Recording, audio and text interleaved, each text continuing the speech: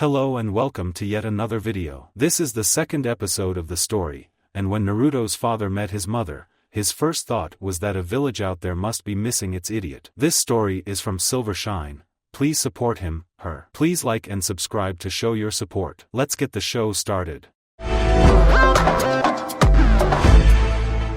Chunin exam wasn't a proper Chunin exam unless the Forest of Death was involved somewhere. It was a place most genin had a healthy fear of, and it was understood that if you could traverse it from one side to the other and come out with all your body parts intact and mostly venom-free, you were roughly Chunin level or above. This was the real benchmark that would decide their capability as middle-class fighters, for if they couldn't fight their way through this, they had no hope. When they got the news early the next morning that they were to gather at the edge of the forest to await instructions, the genin were understandably horrified. Parents of 2 children decided to withdraw them from the test on the spot, which left just 18 candidates. This was some good news for the rest of them, as one of the first things they were told when they arrived at the checkpoint on the forest edge was that there were only 12 Chunin positions open and less competition was always welcome. But this meant that, regardless of whether they all performed perfectly or not, 6 of them would be going home empty-handed in the end. Minato looked around at the others who were all shooting furtive, calculating looks at each other, and he knew it was no coincidence that the examiners had chosen to reveal this rather important fact so late into the exam. The next test was, after all, a test of teamwork, and there was no better way to test teamwork than to subtly set them all against each other. Worst of all, the strict examiner was back. She stood against the fence, glowering at them all as if they'd offended her just by turning up. In the middle of this forest, she announced, there is an outpost. At this outpost will be 9 lockers, for which there are 9 keys, and everyone who gets inside one of these lockers and retrieves the item within will automatically pass this second test. As you may have noticed, only half of you can pass this test. And where do we find these keys? Nara Shikaku asked bluntly. You don't. They're right here. The examiner withdrew a crumpled white envelope from her pouch and tipped 9 small keys onto the dusty ground. They glittered in the strong morning light, and the genin stared at them like magpies. What are you waiting for? The examiner announced. Take them. There was only one beat of hesitation, then as one they all threw themselves forward into a shouting, squabbling pile at the woman's feet. The keys rapidly disappeared into tightly clenched fists, but it wasn't over. With only 9 keys and 18 genin, there was still a lot of squabbling and scratching, a few pained bleats as hair was pulled. Minato hung back. He knew an impending massacre when he saw it. Tenacious little Kushina, on the other hand, was right in the thick of it, biting someone's fist to get at their key. Enough, the examiner bellowed, enough to make the young ninja scuttle away. Who now has a key? 6 rather beat-up children raised their hands. There had to be 3 more, but they were wisely not going to advertise the fact. That's not fair. Yamanaka Inoichi protested, dabbing his split lip. If they have keys and we don't, then the test is already decided. If you wanted fairness, this wasn't the career choice for you, the examiner reprimanded him sharply. Your task now will be to capture a key for yourself. Those who already have a key, your task will be to keep it. Do not overestimate your advantage. It doesn't matter who starts out with a key at this point, only the superior among you will be holding one in the end. Now, you will be divided into teams of 3, as traveling through this forest alone is not recommended for ninja of your level. But ultimately do not forget that you individually need a key to pass this test, regardless of who else on your team has one. Then she strode among them, splitting them up quite randomly into sets of 3 by pushing them together. Minato was lumped with Inoichi and Shikaku, who had coincidentally been standing near him when the examiner passed, and looking at them both, Minato could see they both had something clenched in their fists. Inoichi was quite the poker-faced bluffer. A few meters away, Kushina had been paired with AI and one of the male Uchiha. None of them looked particularly happy about the fact, Minato thought, but then he noticed Inoichi and Shikaku were giving him a few unhappy glances. Well, if they had keys and he didn't, they were understandably concerned about being teamed with him. They probably thought he'd jump them both as soon as they were alone. Each team will enter the forest 5 minutes after one another. Those teams with members who scored highest in the last test will leave first. Which means you're up, the examiner said, pointing to Minato and his team. When the 3 boys just stared at her, she rolled her eyes impatiently. Go! Shoo! The clock is ticking. They jumped and began sprinting for the narrow gap in the fence that led into the trees. At the edge of the forest the vegetation was still quite sparse, allowing a lot of light and fresh air, but as they ran their surroundings quickly thickened. Deeper in the forest of death, the trees were thick and old and taller than the Hokage tower. We have to put as much distance between us and the next lot, and find a good spot to come up with some strategies, Minato called to the other 2 as they ran. They said nothing, so he figured it was safe to assume the role of leader for this test. After a few more minutes, Minato brought them to a stop beside the mushroom-covered stump of a dead tree. Here will do, he said. Now. You both have keys, don't now. Inoichi shouted. Get him.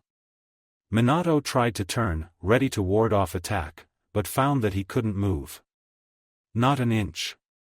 Out of the corner of his eye he noticed that a shadow was stretched unnaturally across the forest floor, attaching to his own. Shikaku had caught him in his family's trademark jutsu. What, why are you doing this? Minato asked, trying to fight the forces holding him in place. He didn't have much experience with this kind of jutsu. He didn't know how to break it. I've got him, Inoichi, now it's your turn, Shikaku said from behind him. That was when Minato felt a very queer sensation creep over him, like he was being forced to take a step backwards, without ever moving, so that he was almost standing behind himself. His eyes did not look where he wanted to look. When he tried to speak, his mouth remained shut as if the connection between his brain and his body had been severed. You got him? Shikaku asked. Yes, said Minato's mouth, though he had not instructed it to move. You can let him go now. The shadows receded and Minato's body was now free to move and turn, yet still he could not control it. His eyes moved independently of his will and fixed on the crumpled form of Inoichi beside Shikaku. Wow! Shikaku looked enormously relieved, as if he'd just been incredibly nervous. I don't believe we just got one up on Namikaze. I don't know how long I can hold him, Minato's mouth said. Help tie me up, him up. Inoichi. Minato protested. Get out of my head. Sorry, Minato, said Minato, as he held his hands out for Shikaku to bind them. It's nothing personal, it's just that you're a lot stronger than us, and you could have easily taken one of our keys. Me and Shikaku are going to the outpost alone. We'll be the first to pass. Don't forget his feet, Shikaku.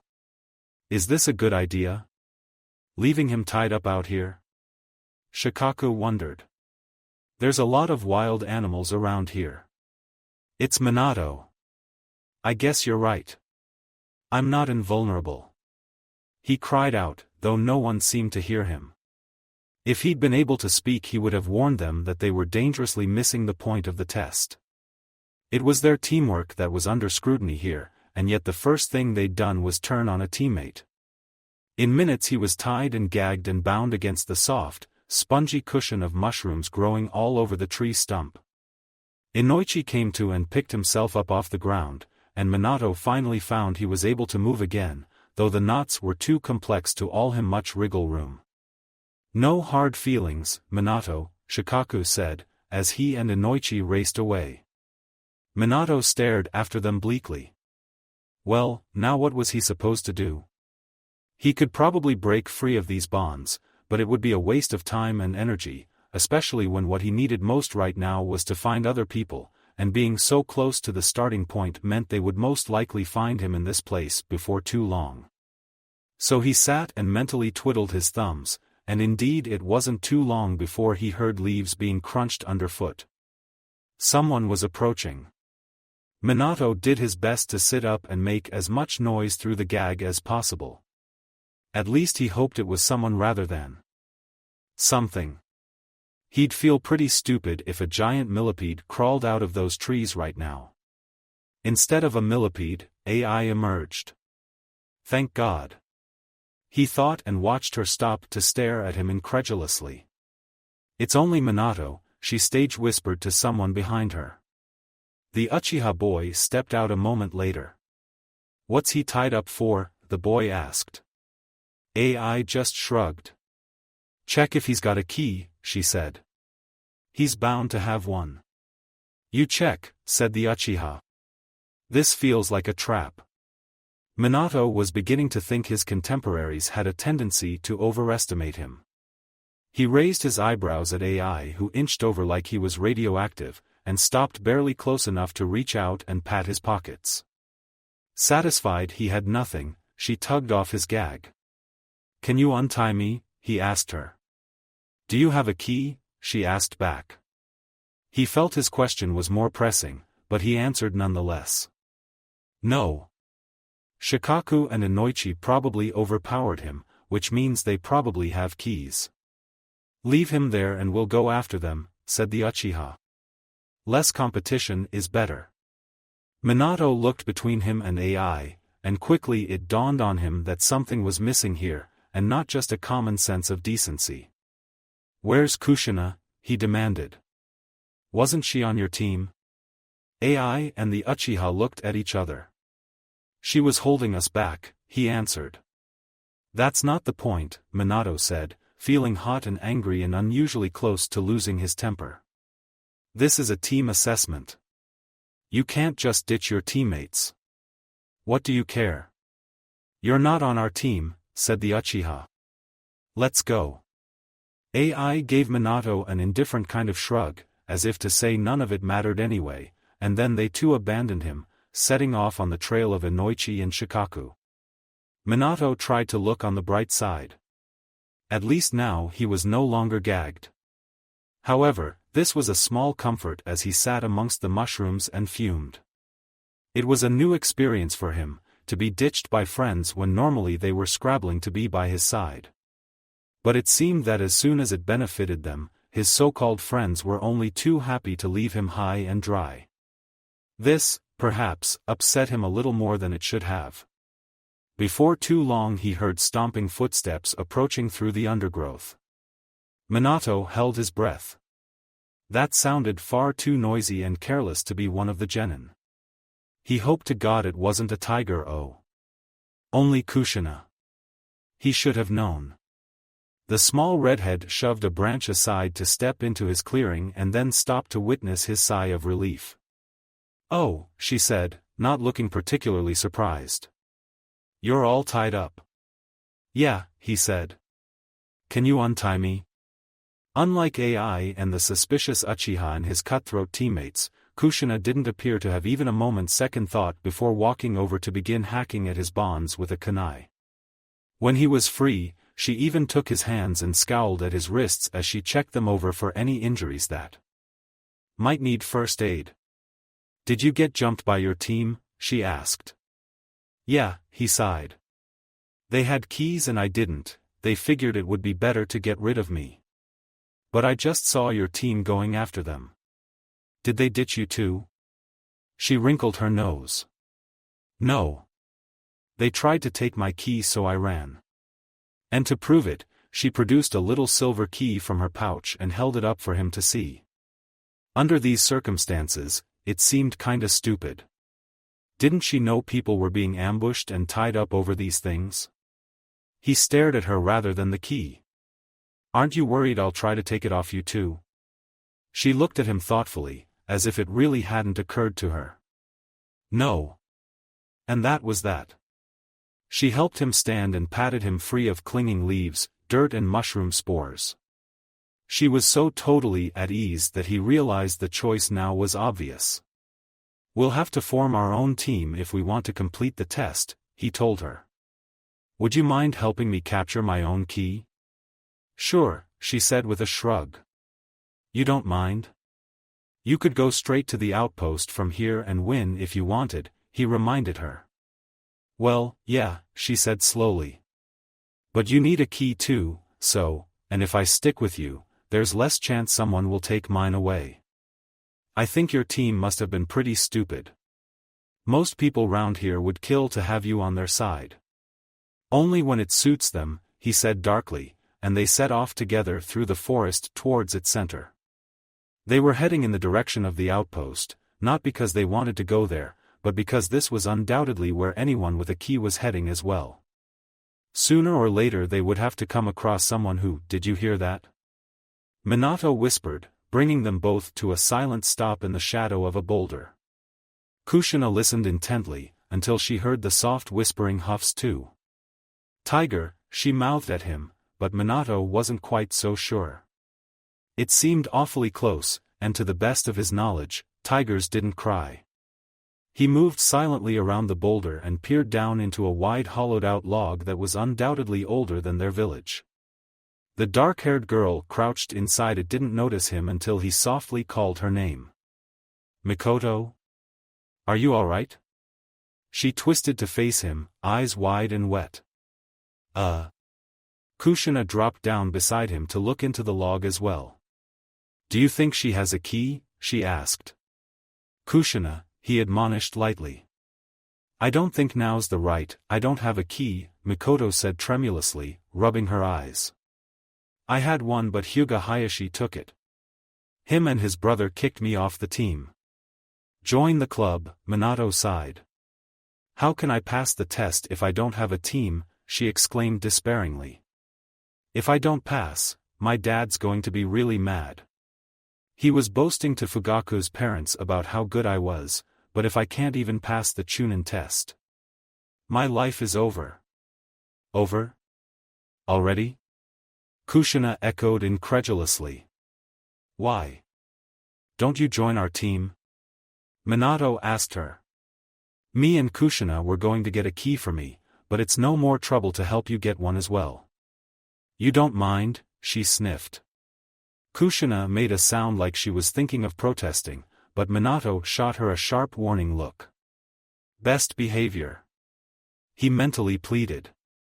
Surely she hadn't forgotten the promise she'd made to be nice to Mikoto? Apparently not.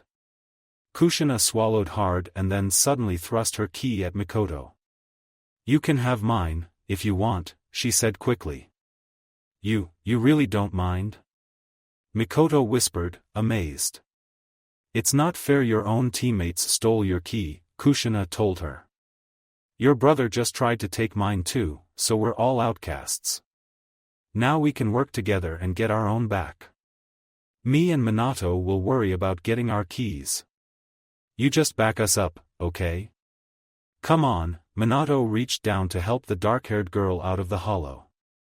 With the three of them together they were a proper team again and he didn't feel quite so hopeless anymore. Perhaps they wouldn't deduct too many points for ending the test in a different team than when they'd started. The important thing is to stick together, he told the girls. We don't split up until all three of us have keys, right? Whose keys are we going to go for? Your teammates had some, didn't they? Kushina asked.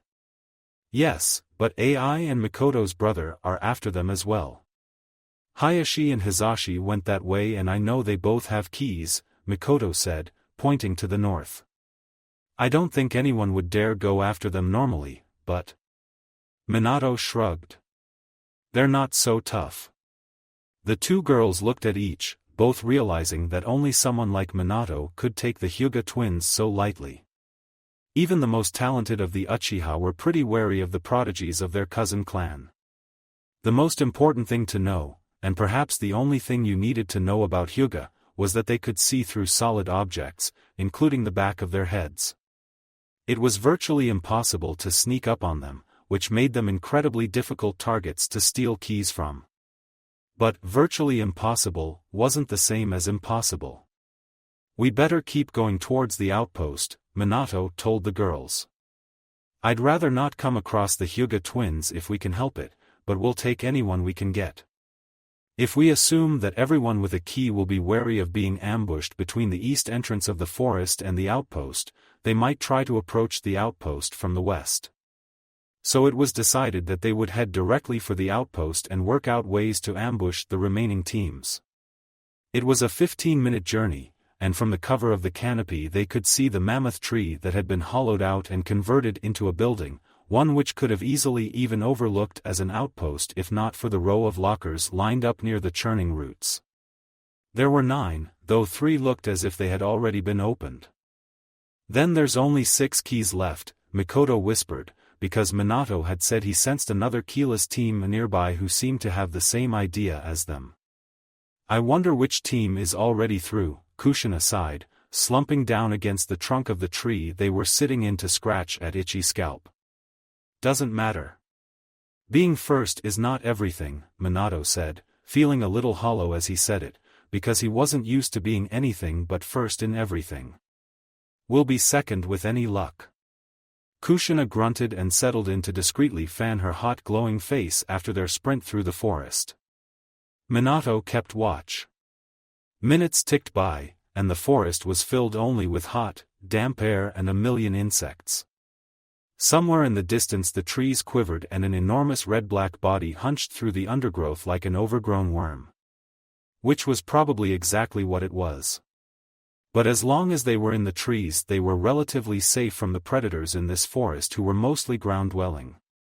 The real danger came only from other genin. And although they waited half an hour, no one turned up. If Hayashi and Hizashi had been exactly where Mikoto said they were, they'd had plenty of time to reach the outpost by now. No doubt they were hanging back, anticipating ambush. They would have to appear eventually, however. There was a time limit on this test. Kushina plucked at her lip impatiently. "Where is everyone?" she complained. "We're going to fail at this rate." "I hope not," Mikoto said apprehensively, hugging herself tightly. She seemed to be thinking of the trouble she would be in again. Kushina shot her a skeptical look. "How come your dad would be so mad, anyway?" she asked. "It's not like it's a big deal if you don't pass first time." Minato glanced distractedly over at her new teammates, saw Kushina's genuine confusion and Mikoto's discomfort and gave a small cough.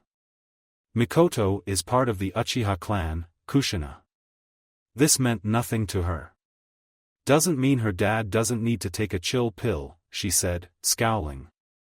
"I don't believe someone who loved you could be that angry at you."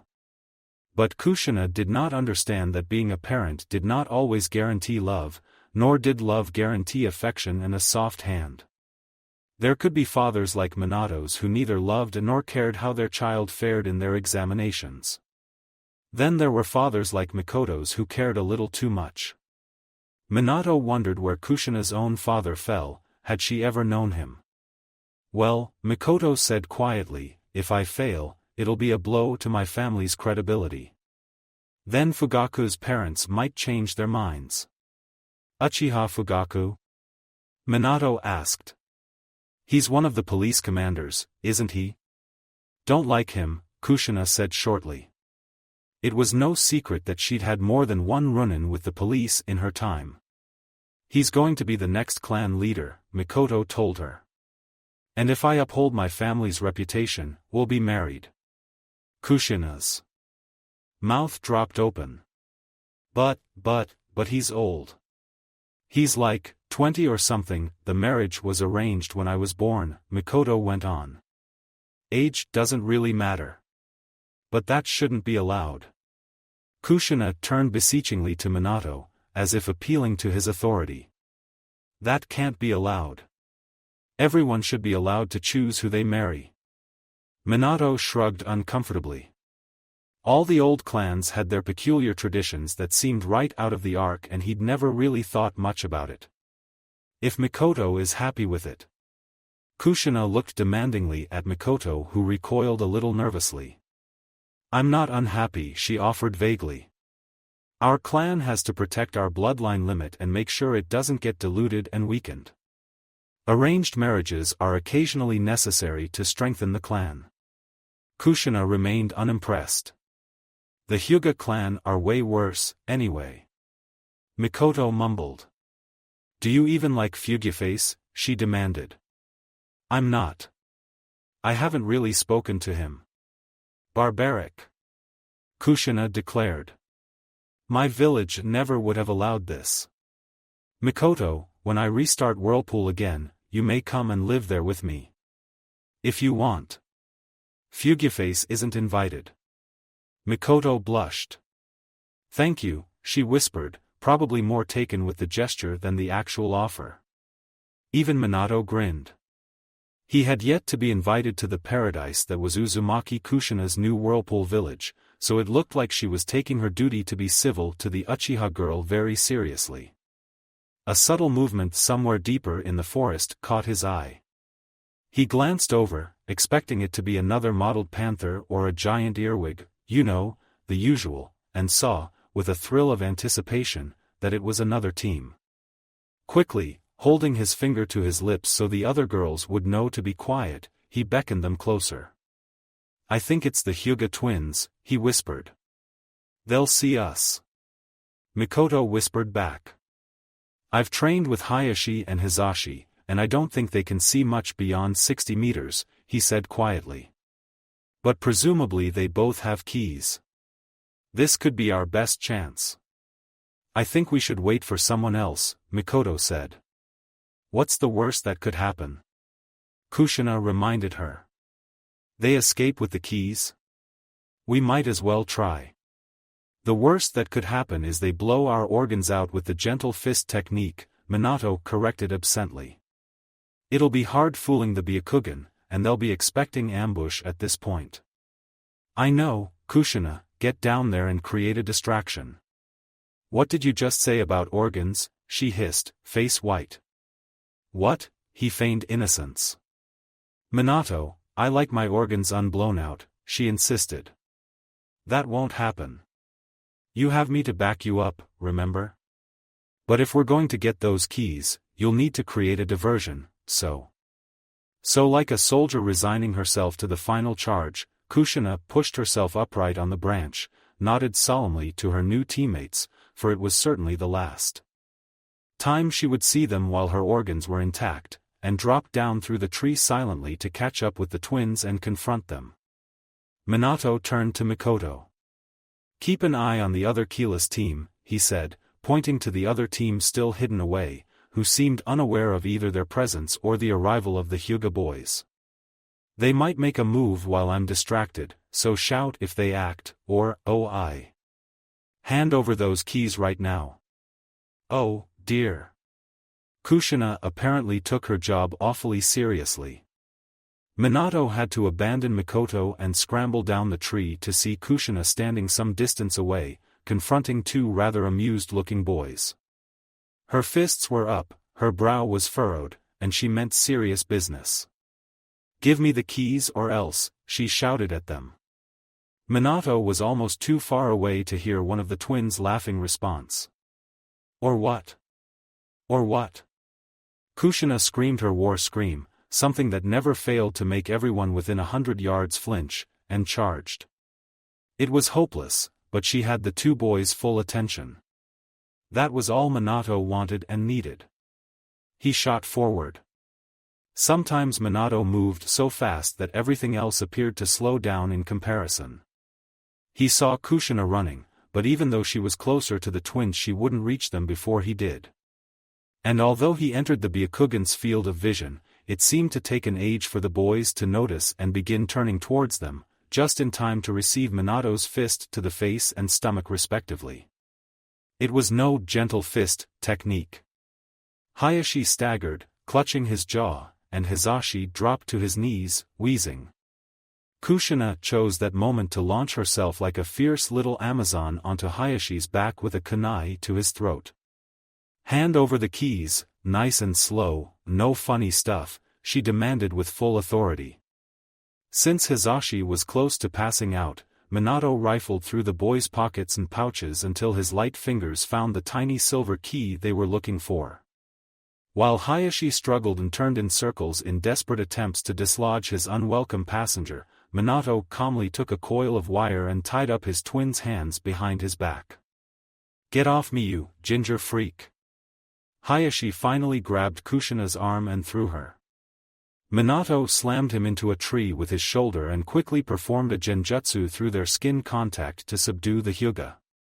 Almost at once the boy sagged, staring catatonically off into the distance like he'd gone to sleep without remembering to close his eyes. Minato turned immediately to Kushina, who was sitting up a few meters away, leaves in her hair and a troubled look on her face. "Are you all right?" he asked quickly. A perplexed Kushina showed him her floppy arm. She'd clearly been touched by a gentle fist move that had sealed the chakra point inside her wrist. But this did not apparently concern her as much as he'd assumed. "Not ginger." "What?" "I'm not ginger," she complained. "I'm red. And I'm not a freak either. Freakishly brave, perhaps, taking on opponents twice her size and strength without pause or consideration, but certainly not a freak. And did it matter what name people gave to her hair color? It must have looked the same beautiful red to everyone else as it did to Minato. He smiled reassuringly as he crouched down beside her. "Let me see that arm." She willingly handed him her floppy limb.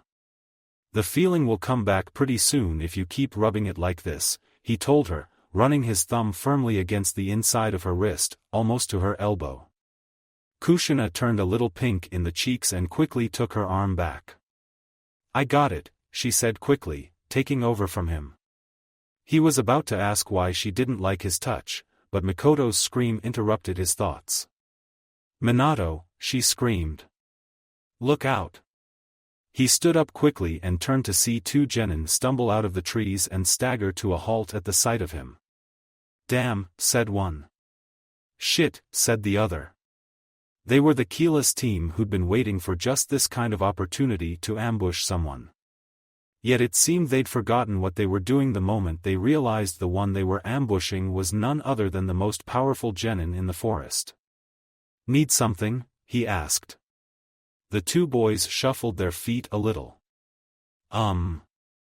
You wouldn't happen to have any spare keys, would you?" one of them asked. "Sorry.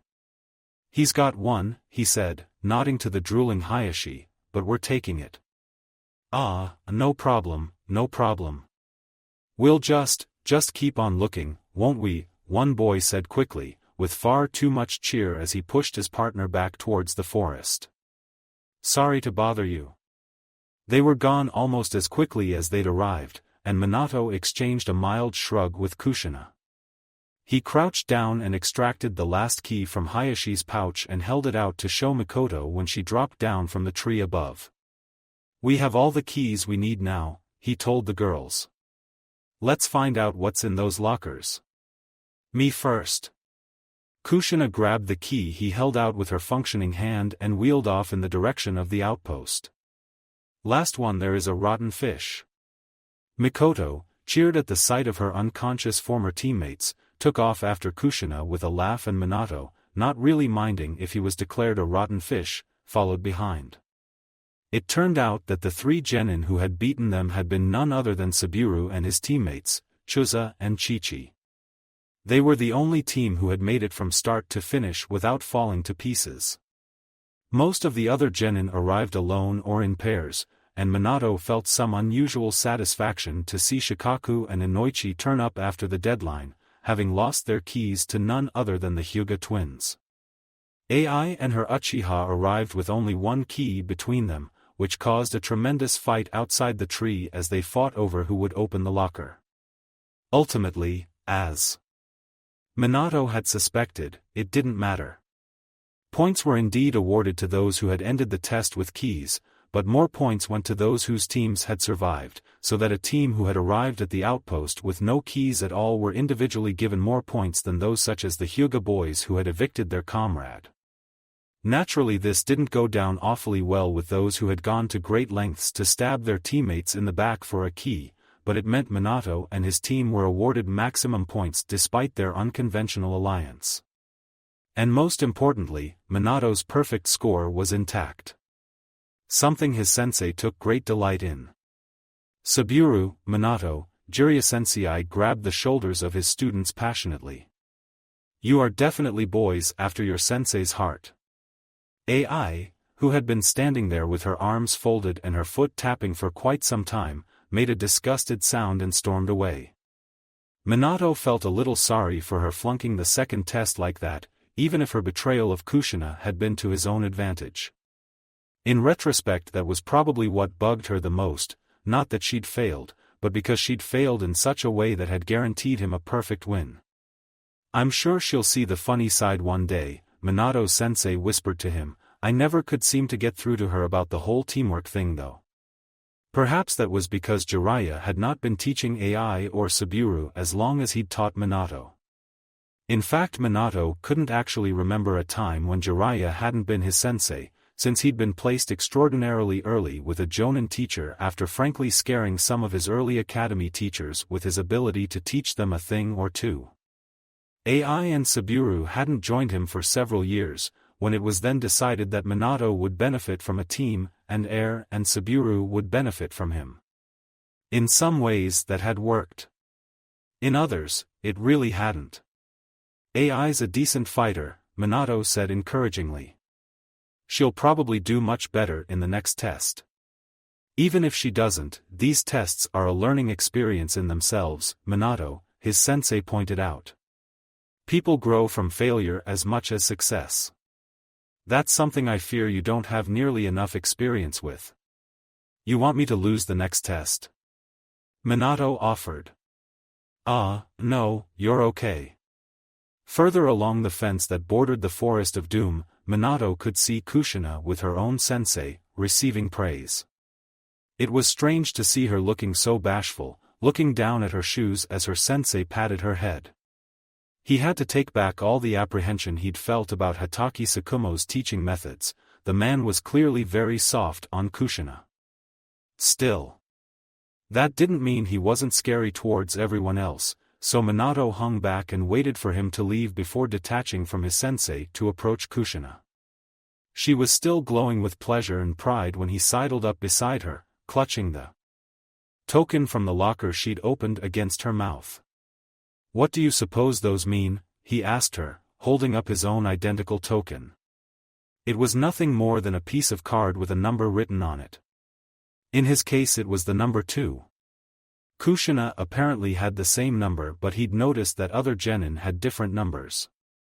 Dunno, Kushina flapped her card, fanning her grubby, sweat-streaked face. Kinda lame.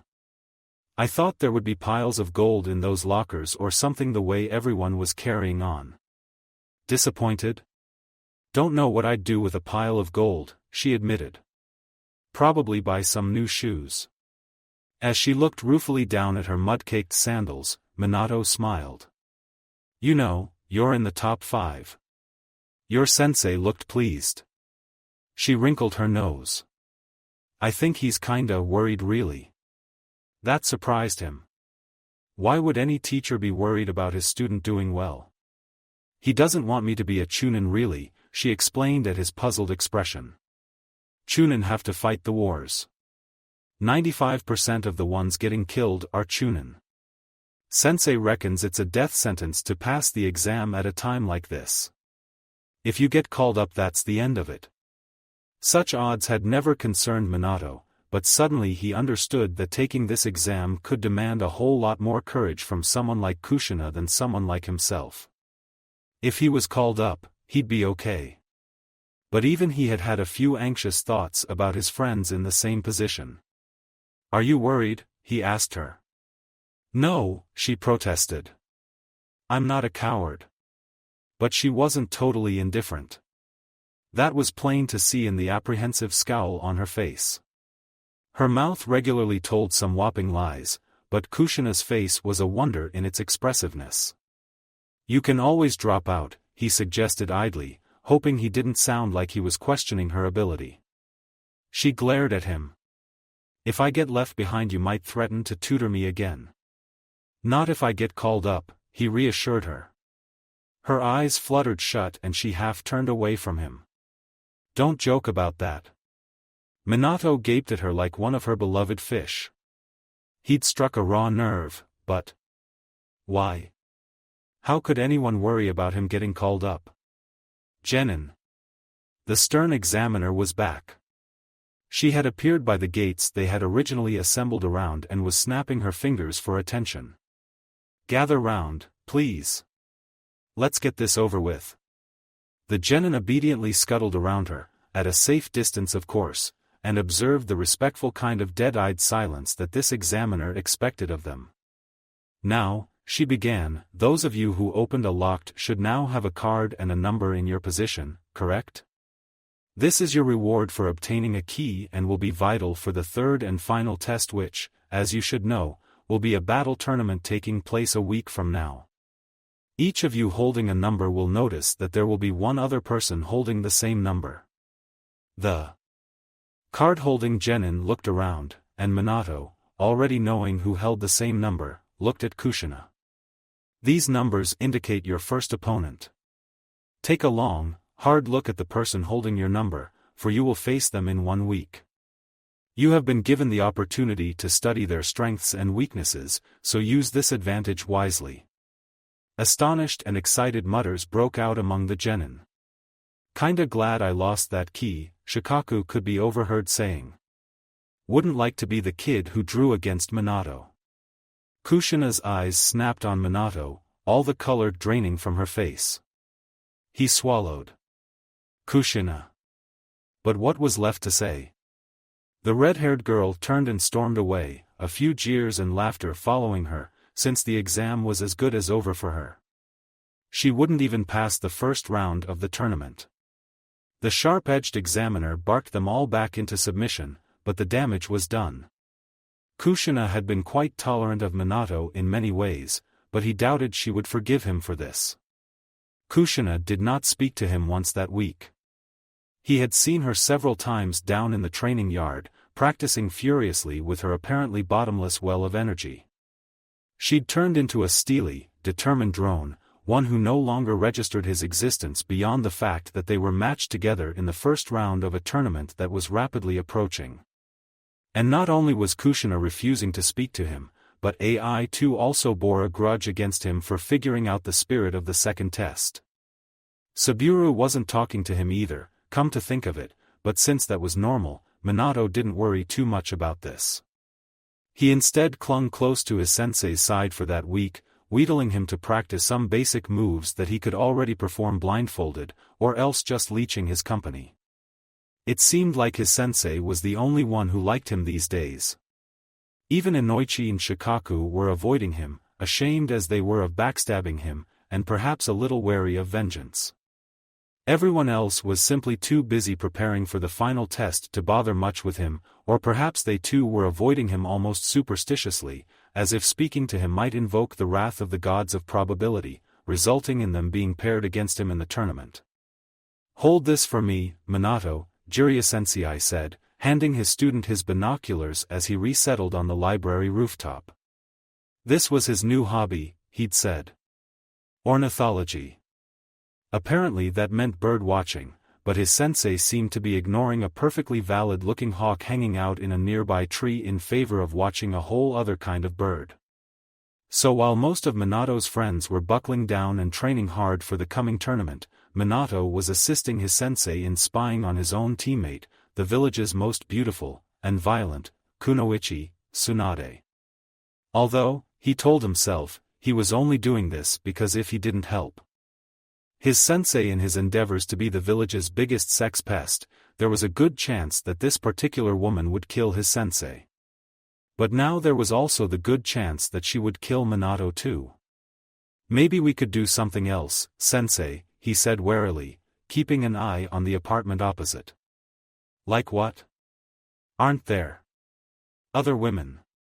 Less dangerous women?" Minato, Jiraiya sighed, taking back the binoculars to refocus on his teammate's apartment window. When twitching, one does not seek out a common blackbird when there is a bird of paradise about. If Tsunade was a bird of paradise, what kind of hellish version of paradise did this refer to? And if a bird could punch a hole in the earth's crust, one should really evaluate their ornithological hobby and see if there weren't any safer, less fatal alternatives. Like knitting. Jiraiya-sensei really might enjoy knitting if he just got, dear God, get down.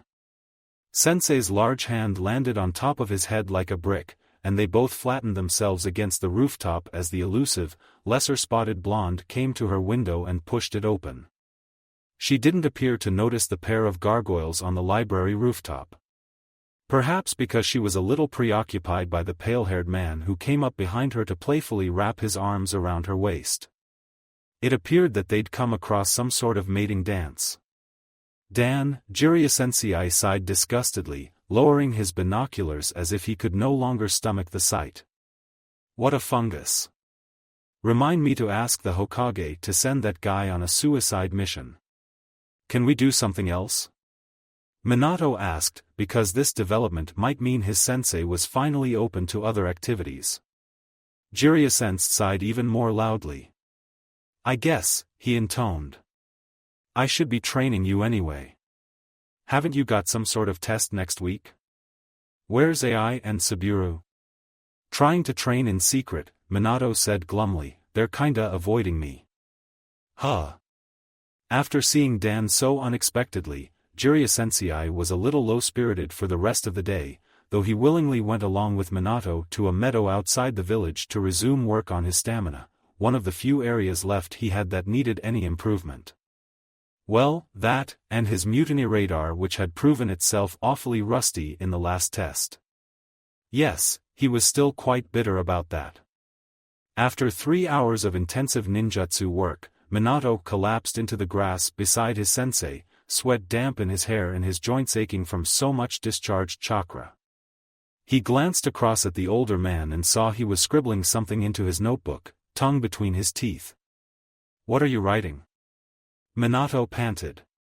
It didn't seem like his customary fiction writing, since he wasn't sniggering or leering. Once upon a time, said his sensei, a large toad asked me to chronicle my whole life. Minato blinked. That hadn't been the answer he'd expected. Why? Because he said one day I would have a student who would either be the world's salvation or bring about the world's destruction. He raised an eyebrow at Minato. I don't think I'll destroy the world, Minato said thoughtfully. I was worried about you once, Jiraiya admitted to him. A lot of boys in your position, who are born exceptionally gifted by a mere stroke of luck or the whim of a divine hand. They grow to be corrupted by their own power. They turn arrogant and narcissistic, utterly convinced of their own perfection and genius and contemptuous of anyone and everyone weaker than themselves, as if the only measure of a human being is power. Jiraiya took a deep long sigh and looked up at the cloudless sky. For a long time he said nothing, and Minato wondered if he was thinking of someone he knew. Perhaps Orochimaru-sama? Everyone knew of the tumultuous relationship between those two men. Frankly, Minato had had more than a few nightmares about the pale-faced, snake-eyed man. There was no doubt he was incredibly gifted, perhaps even more so than Jiraiya-sensei, and that wasn't fair. Why should the heartless man be the stronger of the two? Although perhaps that was what Jiraiya-sensei was trying to tell him. Those who had more power felt the temptation to dominate others the most because they could. You're not like that, his sensei said at last. I wish I could take credit for it, Minato, but I don't think you were born with a bad bone in your body. But that didn't strike Minato as entirely true. He didn't believe that a person was born a certain way and could never change. Surely people were formed by the others around them? That was why wars started generations ago were still going on, because the old generation passed their hatred onto their children. Who Minato was had been decided by the people who had raised him. And at the root all his memories, and all the thoughts and philosophies and warnings and advice that he'd taken into his heart, was his sensei. And for as long as he could remember, Minato knew the only person he had ever wanted to be when he grew up was Jiraiya. How could the man not see that? You probably get it from your mother, his sensei continued blithely. I don't think there was a time when the whole village wasn't in love with her. Or maybe you take after your father, your real one, I mean. Whoever that is. It's you. Jiraiya-sensei sat bolt upright, looking horrified. Minato, I swear, I never touched your mother. No. I mean. You're as good as. Minato said, looking away and feeling extremely hot in the face in a way that couldn't be accounted for by the strenuous training. My dad, I mean. Jiraiya stilled for a moment and then looked away too. Huh. Now Minato had no idea what to say. An awkwardly touched silence had fallen between them, and he couldn't help but smile and bite his lip as his sensei cleared his throat gruffly and said. Big brother, maybe. I'm way too young to be your dad. I guess. A large, burr-sized hand landed on his head to ruffle his hair and they grinned at one another before falling into a more companionable silence. Jiraiya returned to his book, Minato returned to staring at the sky, wondering about the imminent tournament and just what the hell he was going to do about the first round. He was up against Kushina, for goodness sakes. He would win, of course. It was just a question of how to go about it. He could defeat her quickly, as if she were any other opponent. She might prefer that over being patronized if he pulled his punches and let her land a few. It was out of the question to deliberately lose to her.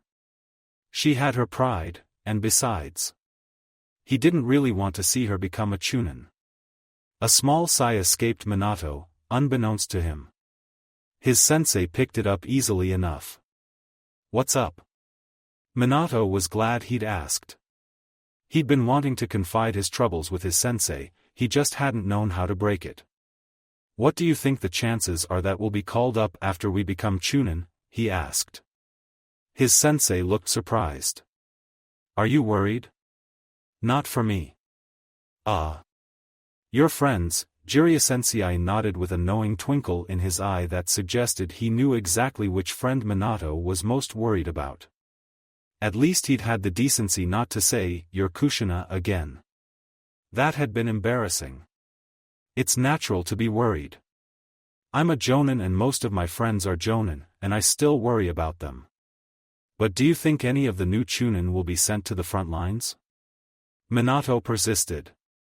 I mean, even if some of them have the technical skill to pass, none of them have really gone up against a real enemy before, and that's hugely different from sparring with dummies full of straw. Yes, Jiraiya-sensei said slowly. But it's not something I can be certain of, Minato. The Hokage is a very reasonable man. I can't see him sending off a fresh batch of chunin to the front lines when there are still more experienced reserves available, but... But? Well, you know, relations with the Rain Country haven't been very good lately.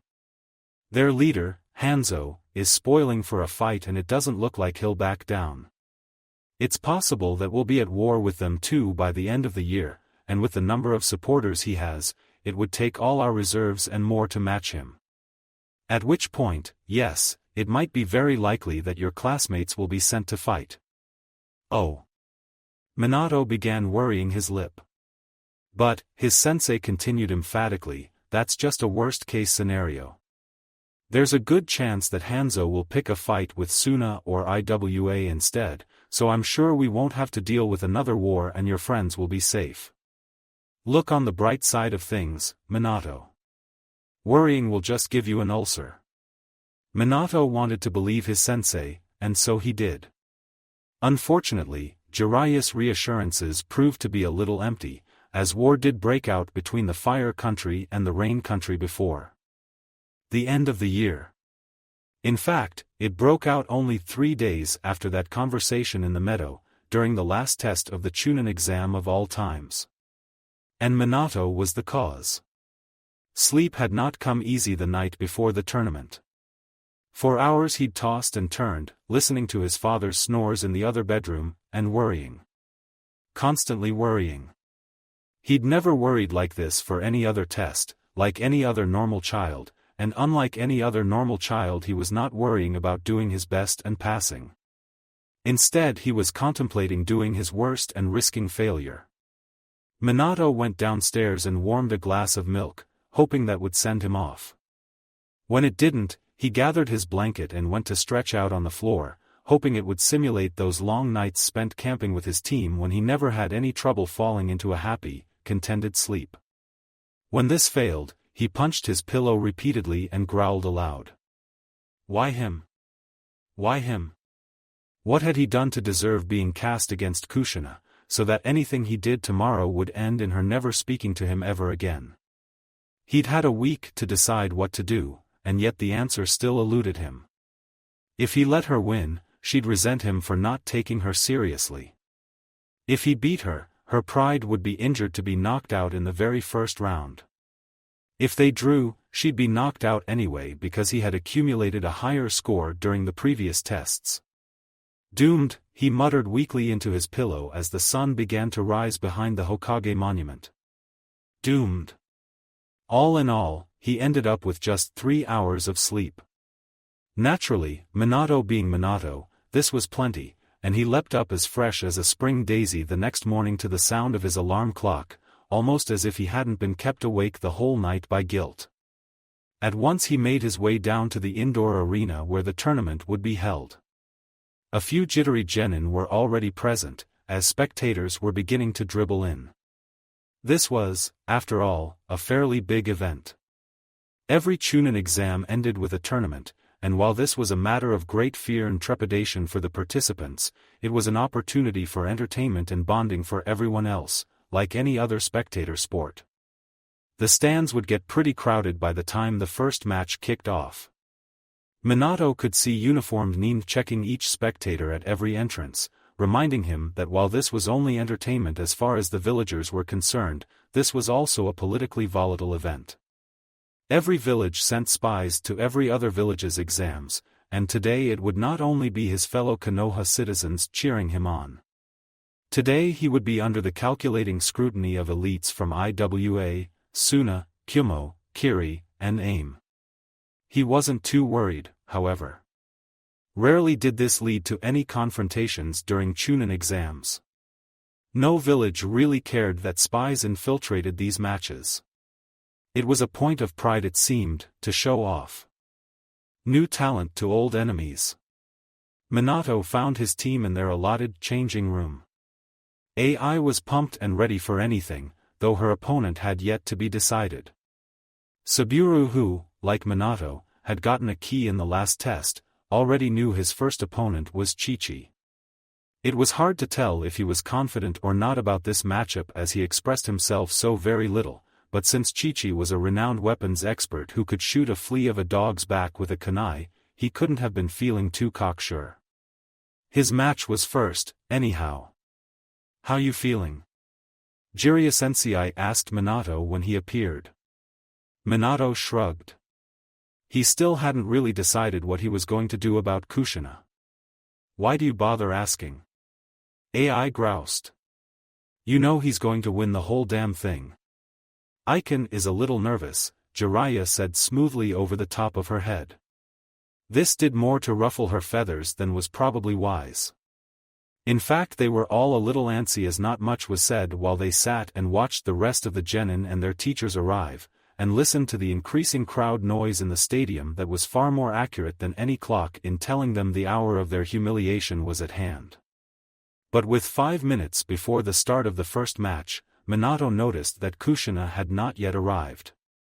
No one else appeared to notice this as the noise from the stadium began to reach a crescendo. When the stern examiner entered, Minato really began to panic. This was it, the test was finally beginning and yet there was no sign of Kushina.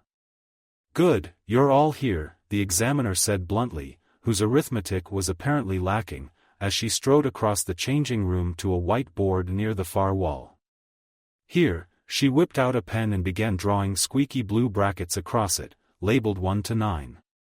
The first 4 matches are already decided. The rest of you listen closely, your matches were decided randomly this morning and are as follows.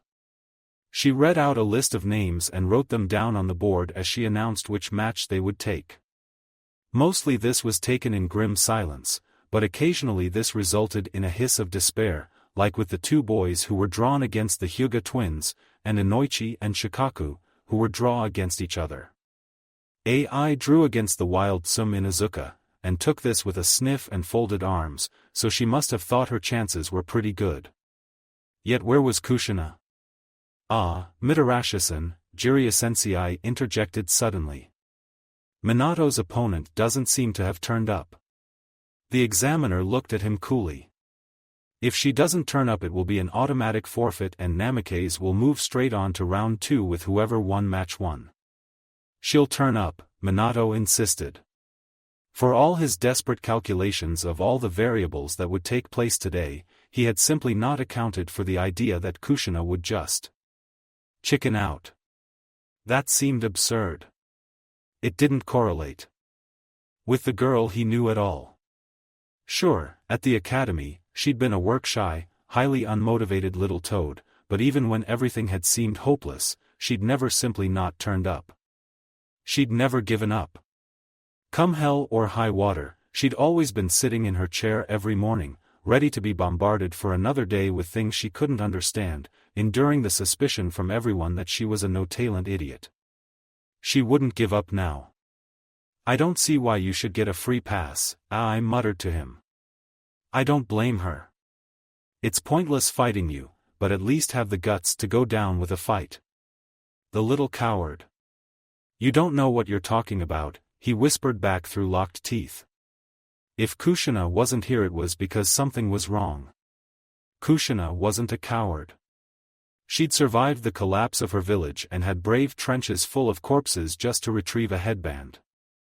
The idea that she would be scared off by a match against him was laughable, and anyone who dared to call her a coward was ignorant beyond comprehension. AI could only wish she was half the girl Kushina was. Saburo, Chichi, the examiner said at last, looking at her watch. Please come with me. It was time. The two genin stood in silence, gathered their equipment, and followed the examiner through the tunneled corridor that led to a set of wooden doors. Jiraiya and Chi-Chi's instructor went with them. The moment these doors opened, such a noise flooded in louder than ever at the sight of the first challengers. The 5 of them disappeared into the bright lights and the rest of the genin tiptoed after them to gather around the opening, eager to watch the battle commence. Minato hung back. Where is Kushina? He asked nobody in particular. Mikoto's brother shrugged, eyes on Saburo and Chi-Chi as the examiner blew on her whistle. It's sort of expected a few of your opponents would back out. Kushina wouldn't do that, he insisted. AI put on an airy tone of mockery. Kushina wouldn't do that, she mimed. Who cares what Saint Kushina would and wouldn't do? Most people would be happy their opponent hadn't turned up. Just act like a normal person for one day, Minato. The martyr act gets annoying after a while. You, just shut up. Minato snapped at her, earning surprised stares from everyone else in the admittedly crowded little passage. Even AI seemed a little shocked, gaping at him as she was. That was all Minato had, unfortunately. He wanted badly to rail on her and articulate exactly how unbelievably rude and unfair she was being in a way that would shame and humble her, but it was not to be. The fight was distracting everyone and the terrible tied tongue syndrome struck again. With too much to say and no way to say it, he simply paced and quietly fumed to himself. Kushina would be along any moment. Any moment now she would walk in the doors and the doors opened. Minato spun around. In walked Hatake Sakumo, followed by a pale-faced Kushina. She took one look at Minato's elated face and sighed. Why are you happy to see me, you idiot? Her expression seemed to say. But she did not look to him scared or angry or anything else he'd been worried she would feel. She did not look well perhaps, yet there was a grim determination to her features that said she was ready for anything. And so Minato could not stop smiling like an idiot. Kushina did not even get an opportunity to approach him before a shouted groan echoed from the stadium and half the genin hissed and cringed.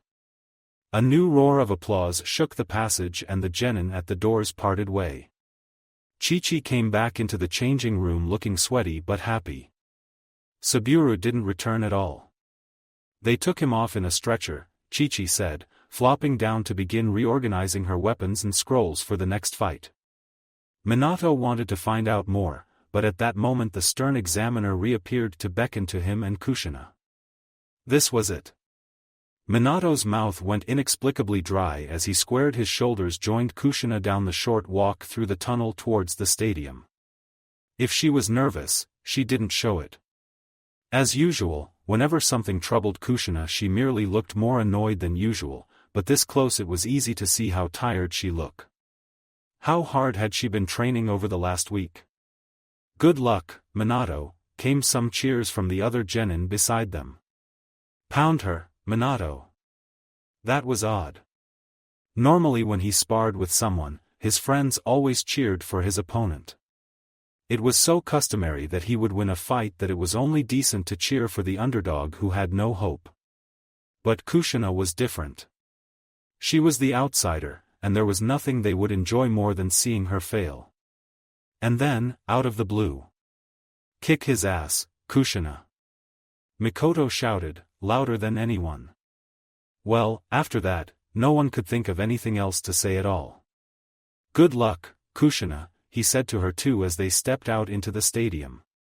If she said anything in return, it was drowned out completely by the sudden roaring cheer from the crowd. This was, after all, the match they had all been waiting for. Minato was the village's darling new hope and his performance had been anticipated for years. Some might think that this was a lot of pressure and expectation to put on young shoulders, but the only person Minato really cared about pleasing right then was his opponent. They walked to the center of the stadium, a wide matted space covered with an inch or two of sand that had been disturbed quite a lot already from the previous fight. Minato blinked against the strong lamps above them to look for his sensei among the spectators on their raised stands, but perhaps he was still attending Saburo. It was doubtful that his father was there either. How odd, to have a stadium cheering his name but no one who really knew him. After a brief exchange with her teacher, in which he appeared to ask her something and she nodded jerkily, Minato and Kushina took a formal bow and took their places opposite one another. The examiner lifted her arm and pressed the whistle to her lips. The stadium went quiet. Suddenly the whistle blew and the examiner's arm dropped. A tentative sound of encouragement echoed from the stands, but neither opponent moved. They were still sizing each other up. What to do? Minato's mind raced. He could come up behind her in the blink of an eye and knock her to the ground with one hit if he so chose, but he hesitated, waiting to see what she would do. He would take his cues from her.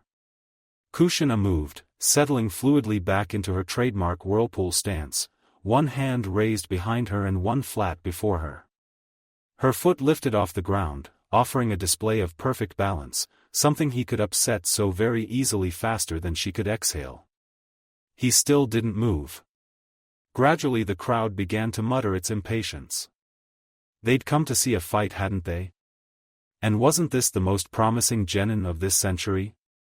Why was he just standing there? Kushina's eyes narrowed on him ever so slightly. Did she suspect he was holding back on her? Was that anger he saw rising in her face? Crap. Better move. A nice easy fire-based jutsu would do well here. Strategically it was weak against Kushina's speciality, wind, but impressive looking enough not to look like he was going easy on her. Kushina registered the seals as he performed them and performed her own, and as the ring of exploded at her feet and raced to encompass her, she merely stamped her foot and extinguished the flames with a burst of pure nature chakra. He closed the gap between them. Immediately Kushina shifted into her regular taijutsu stance, so familiar that he already knew the kata she was about to execute. He would block the arm that would strike from the right, and perhaps let her counterpunch land against his chest as it was weaker, then he'd block that kick with his knee and barely inches from her. Kushina's stance changed. Whirlpool style was gone. She'd stepped straight back into Konoha standard style and before he realized what she was up to, she'd kicked him in the stomach. Her first smacked his chin and her other hand landed flat on his chest. A moment later, he was bowled backwards by a surge of wind chakra that left him flat on his arse, staring at her incredulously. In a real fight, she might have just sliced him in half. The crowd was in shock. The faces peering from the entrance of the changing room were staring agog. Even Minato gaped. He'd thought he was in total control there. But for a moment it had escaped him. "Take me seriously, please," Kushina said quietly, although only he could hear her. "I'm not going to let you win." He got to his feet and dusted sand off his pants. "I'm not going to let you win either," he said. "We'll see." Kushina swept up her arms and a blast of wind picked up a cloud of sand and whipped it around him. For a moment he was blind. He fought her chakra with his own, canceling the wind out so suddenly the sand dropped out of the air. The sight of 3 Kushinas greeted him, but only one could be real. He moved, faster than anyone in the audience of even Kushina could follow, and tackled the nearest clone. It dissipated. So did the second. So did the third.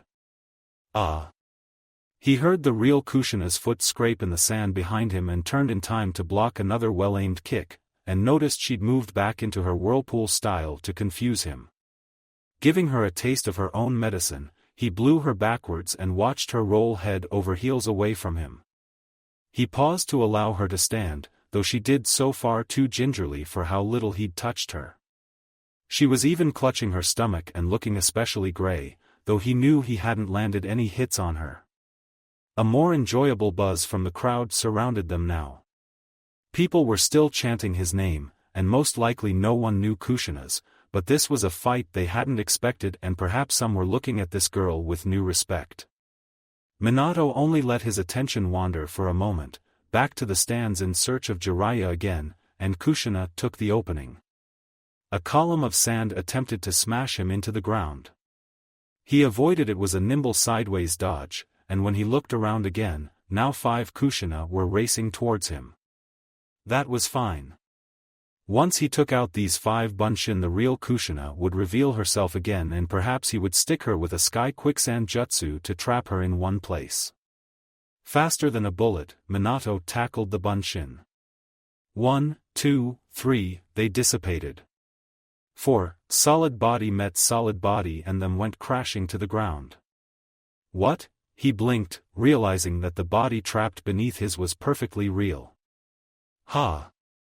She double-bluffed him, expecting him to assume they were all Bunshin and ignore them all this time. But that was one bluff too far for Minato. That would show her for overestimating his intelligence. God! She was so soft.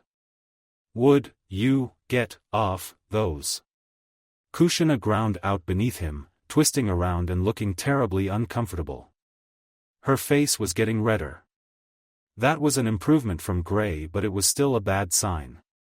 Minato looked down at the incredible softness he was grabbing onto and realized, for the first time, that the rumors of Kushina's proportions had not been an exaggeration at all. He stared. And no bra to speak of at all. A hard spike of a knee jabbed against his stomach and Minato hastily rolled away as Kushina attempted to headbutt him. For real. If she shot her wind jutsu at him now she definitely would slice him in half. Scrambling to his feet, Minato dabbed his runny nose with the back of his hand. It came away with blood. She got him, he distinctly heard someone from the changing room entrance scream excitedly over the din of the outraged crow. She drew first blood. Odd, Minato thought. Sniffing and gulping back the flow of warm, metallic blood. He didn't think she had hit him. Damn. Pervert. Kushina hissed, getting to her feet. She seemed to be having more trouble than him, clutching her stomach and standing with a stoop. What's wrong? He called, puzzled at her state now when they had sparred for longer and harder than this on several occasions. I barely touched you. Kushina didn't answer. She was nearly bent double now, gasping in pain. Something was very wrong.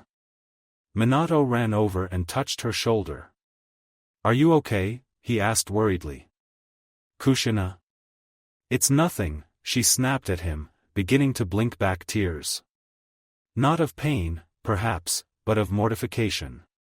Ugh. This isn't fair. A whistle blew nearby and Minato saw the stern examiner jogging over. What's the matter with her? She demanded impatiently. The puzzled hum of the crowd filled the air like a swarm of bees. Minato, utterly confused, just shook his head. I don't know. I barely touched her and she started like this. The examiner rolled her eyes at him and shoved her handkerchief at him. Wipe your nose, for God's sakes. She turned to Kushina. There's nothing wrong with you, a little aspirin can't fix, she admonished. Is this your first? Kushina nodded, her face back to gray. Minato stared in bewilderment, unable to comprehend what was going on. Was this some secret code he hadn't been let in on? Was this Kushina's first what? Unlucky, the examiner said, with more compassion than Minato had ever heard in her voice. You can't fight like this, however, you'll have to forfeit. Go with the medic now. She gestured one of the white-coat medics over and palmed Kushina off on her. Her sensei, Hatake Tsukumo, appeared spectacularly fast to scold her as she was being led away. I told you so. Minato heard him saying. Kushina's response was just a pained, angry groan. The examiner looked at Minato. Congratulations, she said dryly. You're through to the second round. I don't understand, he said. What's wrong with her? She sighed with a faint shrug. It happens occasionally. At this age, and with more and more girls competing, clashes occur. What? The examiner might as well have spoken Latin to him. She rolled her eyes at him again.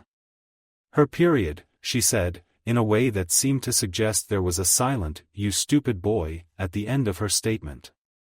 The examiner chose then to stride away from him, shouting the results of the match to the gregarious crowd, leaving Minato to make his own way back to the changing room where everyone clapped him on the shoulders and made funny of his bloody nose. Got you good, did she? Inoichi laughed. Minato went to sit down alone on one of the benches as Mikoto's battle against Chuza commenced, and that was where Jiraiya found him when he returned.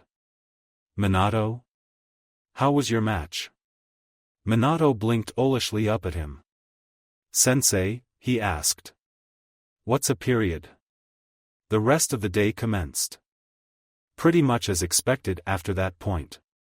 He fought the winner of the first match next Chi-Chi and knocked her unconscious in less than 3 seconds, for if you were fast enough to avoid her spectacularly offensive arsenal, it was easy to slip between her weaker defenses. This had been essentially what the spectators had been waiting for all morning, and a deafening roar burst out at his swift victory. His next opponent was Inoichi, someone Minato had been hoping to meet. It was true that he hadn't quite forgiven this boy for turning on him in the last test, and without the element of surprise and shikaku to back him up, Inoichi took one look at his opponent and knew he was screwed. As they took their places in the sand and waited for the examiner to blow her whistle, Minato warmed up a little with a few stretches. And then executed a practice kata so fast that Inoichi could not follow it with his eyes, and he stood staring at Minato in mute shock. Well. It had been a while since the days of the academy and he'd picked up a few things in his first couple of years as a genin that his school chums had no idea about. They all knew his speed was legendary but... Holy shit! Inoichi muttered under his breath, and almost at once the blonde boy's arm shot into the air and he speedily forfeited the match before Minato got the chance to make him eat sand. A little disappointing, but this put Minato safely into the finals against Mikoto's own brother, who was far too full of himself to back down to anyone. With everyone else eliminated, it was just the two of them and this final match that would decide the tournament's champion. Good luck, Minato, Uchiha Mikoto said quietly, who had been knocked out in the second round by said brother, which was, she said, something that probably wouldn't disappoint her father too badly. Though it was a pity he'd felt the need to break her wrist in order to win the battle, and now she was sitting with a medic getting it reset, and looking as gray-faced as Kushina had earlier. Minato wasn't sure he liked Uchiha Kisuke too much. As a rule, he disliked thinking badly of others who weren't particularly friendly, as who knew what kind of issues such a person had to deal that might have made them antisocial, unhappy, or difficult to communicate with. Kushina, for instance, was difficult to like by most people's standards, but by most people would fortunately never have to go through what she had, and Minato wondered how anyone who knew Kushina's history could possibly hold it against her. Kisuke was another matter. No matter how Minato looked at him, he was just an ass without an excuse. His life up until now was a glut of privilege. He had wealth, he had friends, a large and prestigious extended family, and, it was rumored, he had the legendary Sharingan. None of which entitled him to act like such a self-important bastard, or indeed break his little sister's wrist in a friendly fight. He had yet to even speak to Mikoto as far as Minato could tell, let alone come over and apologize or express any concern. This and the fact that he had, with AI, turned on Kushina and chased her off their team in the last test did not endear him much to Minato. Although Kisuke showed a fair amount of professional respect to him on most occasions, he'd never been warm to him or anyone else outside his usual little clique, comprised of fellow Uchiha boys. But that was how it was with most Uchiha. Although they were part of this village, and were in fact descended from the original founders, they always kept themselves apart from everyone else, living in their own little gated community and viewing everyone else as near invisible. It seemed like every other year there were rumors racing around that the Uchiha clan was going to split ways with Konoha and leave. Minato found that troubling. The number one rule of being a ninja was loyalty to one's village. The Uchiha, on the other hand, didn't care much for being ruled by anyone but themselves. Uchiha Kisuke typified every Uchiha stereotype that made Minato uncomfortable. He was also prodigiously strong by the clan standards, and an ordinary Uchiha was already prodigious enough by normal standards. So Minato didn't know what to expect in this finale. He'd gone along with the flow of the tournament, untroubled and never in any doubt of his abilities. None of his opponents so far had demanded much from him, but perhaps with Kisuke he had to concentrate. He couldn't pull his punches as he'd done with Kushina, or rush the fight without a strategy as he'd done with Shishi. The intimidating flourish of speed had worked with Inoichi, but an Uchiha with the Sharingan would not be put off by a little fast handwork. This was a battle he would have to think about. Good, Minato thought. It had been a while since he'd had an opportunity to get serious in a fight, and Kisuke was one of the few people he could soundly thrash without feeling bad about it. So he was all smiles as the examiner called his name and he was led out of the changing room one final time to a loud, turbulent stadium who sounded more excited than ever. Probably with good reason. The village's darling against the most promising Uchiha of his generation. They were undoubtedly expecting something interesting at the very least. Opposite him, Kisuke wasn't smiling at all. He took all his fights seriously, whether they were against his little sister or the village's strongest genin, and while he didn't have much to lose here, he had plenty to gain. Anyone who beat Minato would probably be telling their grandkids about it many years from now, so he took his stance with a scowl of utter concentration. He was perfectly determined to defeat Minato at all costs. In fact, his expression kind of reminded him of Kushina's. With the shouts of support from the genin and the wild encouragement of the spectators, the scene was finally set. Minato settled into a loose, comfortable stance and focused closely on Kisuke, noting the tension was coiled too tightly in his legs and he was already sweating a little. Psychologically, Minato already had the edge, but he was experienced enough to know that advantages could easily be overturned by anyone who had just the right amount of determination. "Hold, gentlemen," the examiner said bracingly, holding her arm aloft. "On my mark. 3. Minato exhaled calmly. 2. Kisuke's eyes began to bleed red. "Damn. 1. The whistle's shriek pierced the air and Minato quickly rolled sideways to avoid the blast of an extremely focused Katon jutsu. The crowd was going wild, making it impossible to rely on sound in this battle. Vision was obviously going to be the most reliable sense here, and sadly, the Uchiha with the Sharingan had the advantage there. That could be changed. Drawing on the very same jutsu Kushina had shown him years ago when he'd been tutoring her, he summoned his chakra and pushing it into a vortex around him. The wind picked up, the flames fizzled out of existence, and the sand began to fill the air. The people in the stands would be very disappointed that their view of the action was suddenly obscured, but as long as Minato kept it up, the Sharingan would be less of a problem. But Kisuke was not to be done in yet. 3 figures surrounded him in the sandstorm, so suddenly that Minato barely had time to react and defend himself. A kunai flashed towards him, he blocked it with his own. Another cut towards his side. Minato slipped easily out of its range and drew a second kunai to fend off the third figure. The blows kept raining, faster than ever. Minato's body moved faster and faster, fluidly keeping up with the onslaught of 3 attackers, 2 kunai against 6, his hands whipping through the air faster than they had in a long time to meet and block, duck and dodge. Every time he kicked one clone away, another replaced it. Which was the real one? Were any of them real? The problem with his own sandstorm was that real Uchiha could be standing safely out of sight just a few meters away and Minato wouldn't know it. Damn!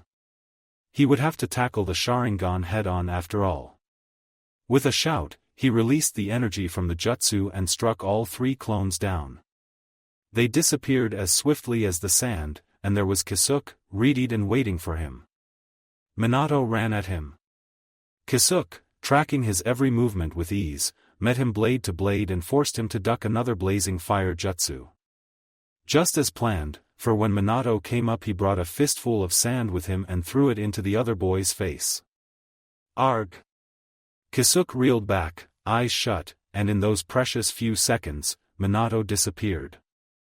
Or at least, that was how it appeared to everyone else in the stadium. In reality, Minato was sitting in the stands high above Kisuke with a mid-level genjutsu cast around him to avoid detection from his neighbors.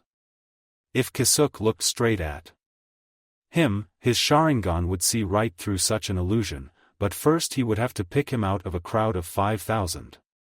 He was camouflaged up here for only as long as he didn't move, but that was okay, he just needed a moment to think. The Sharingan was a problem. Minato relied more than anything on his speed and against the Sharingan, a tool that deconstructed movement and allowed the users to anticipate even his kind of speeds, he was severely disadvantaged. It was not something he couldn't overcome with sheer brute force and stamina, but there had to be an easier way. Unlike the Hyuga, the Uchiha at least could not see out the back of their heads. This presented a possible weak spot. If he could just keep up a sustained attack from behind. He began to look around the tightly packed benches for some hint of inspiration. Down in the stadium, Kisuke looked around him warily, eyes watering slightly from the sting of the sand. There was no sign of his opponent, but even he knew better than to think Minato had bailed on the fight. He spun in place, looking for disturbances in the sand that might give away a hidden opponent. Was he underground? Was he in the stands? Kisuke began to scan the crowd. A shadow flashed over him, like a bird passing overheard. The Uchiha reacted quickly, throwing himself back to avoid the boy who slammed into the ground where he'd just been standing, smashing a tightly wound ball of such pure chakra energy into the ground that sand exploded upwards and the sound of the ground cracking drowned out even the spectators for a moment. Kisuke's shock at such a huge display of power lasted only a moment. Minato had missed. For a fraction of a second he was defenseless, and Kisuke moved in quickly to smash the hilt of his kunai against the back of the blonde boy's head. Minato exploded. Just a clone? After all that? How could a clone? No, it was just a diversion. The real attack had to be coming from behind. Kisuke spun just in time to deflect the kunai of another Minato who had dangerously close to catching him off guard. He slammed his fist against this Minato's stomach, and froze in surprise when this version too exploded into dust. Surprise! This time Kasuke didn't have time to turn. Something suddenly came down over his head, enveloping him in complete darkness that smelled oddly like old, sweaty socks. He struggled. What the hell? Had this guy pulled a bag over his head? He tried to grab it, to yank it off, but the ties of the sports bag had been pulled tight under his chin, and though given a few seconds he might have been able to unfasten them, it was already too late. A sharp, measured blow to his chest winded him. Another to his cheek knocked his thoughts loose.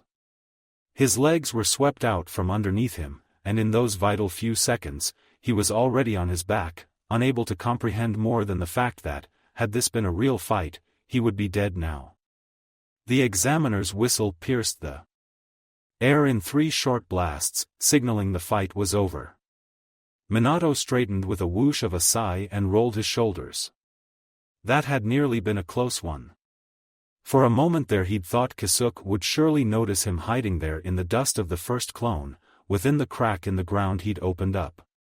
Now he probably ought to give that sports bag back to the poor kid in the stands whom he'd stolen it from. Reaching down, he helped pull the makeshift hood off his opponent's head and then offered him a hand. Kasuke looked a little grudging but not too surprised. Had he really expected to beat Minato anyway? And the winner of the 24th Chunin examination tournament is, the examiner shouted over the din of the crowd, Namikaze Minato. Screams of jubilation broke out along the stands. Minato thought it quite over the top, but this of course was his first and only tournament he'd ever attended.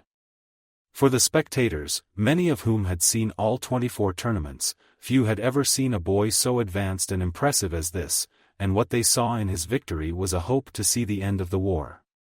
A hope for the village's security and its continued triumph over its adversaries. He did not appreciate the excitement the village felt when it saw him. Nor did he ever suspect the concern he had just inflicted into Konoha's enemies. Not until he heard those screams of joy turn to screams of horror. It happened too quickly for Minato to fathom. Why was everyone shouting like that? Why was his view of the stands suddenly blocked by all these bodies? Why the hell was Jiraiya-sensei lying on top of him? Minato? Minato! Are you okay? His sensei was shaking him pretty hard. Yeah, Minato said, stunned at such a fuss. Yes, I'm fine. Except his side felt rather hot. What was that? He looked down to try and figure out the cause, and all he saw was blood. Quite a lot of blood, actually. Was that his? A soft sound of surprise escaped him, and as the realization grabbed him that he was injured he began to feel the pain.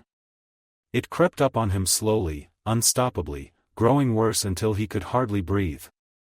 Why, he gasped, fighting the searing agony that held him utterly rigid. He didn't understand this kind of pain. He'd just won the tournament, hadn't he? Where was Kasuke? With so many jonin swarming around, he could barely see anyone other than that strangely dressed man being pinned to the ground a few feet away by the strict examiner and several ANBU. How odd.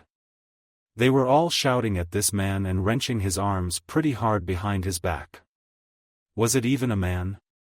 Minato couldn't see the person's face for that strange gas mask he wore. Was he some kind of diver? He was a bit out of place here, lying in all this sand like Minato. They should probably take this person to the aquarium once they were done kneeling on his head. Seemed like he might be happier there. Minato? Jiraiya-sensei's voice sounded terribly faint. Minato. Stay awake, the medic is here. You're going to be fine. I know that, he said, because it seemed obvious. And even though he disliked failing his sensei, he couldn't help it. He fell asleep. It was tempting to say that the next thing Minato knew, he was waking up in a hospital bed, but it was not nearly as simple as that. For a long time he drifted on the edge of consciousness. He was aware of the moment his sensei lifted him up off the sand and put him on a stretcher, and he'd heard his sensei hurriedly telling the medic that he was unconscious.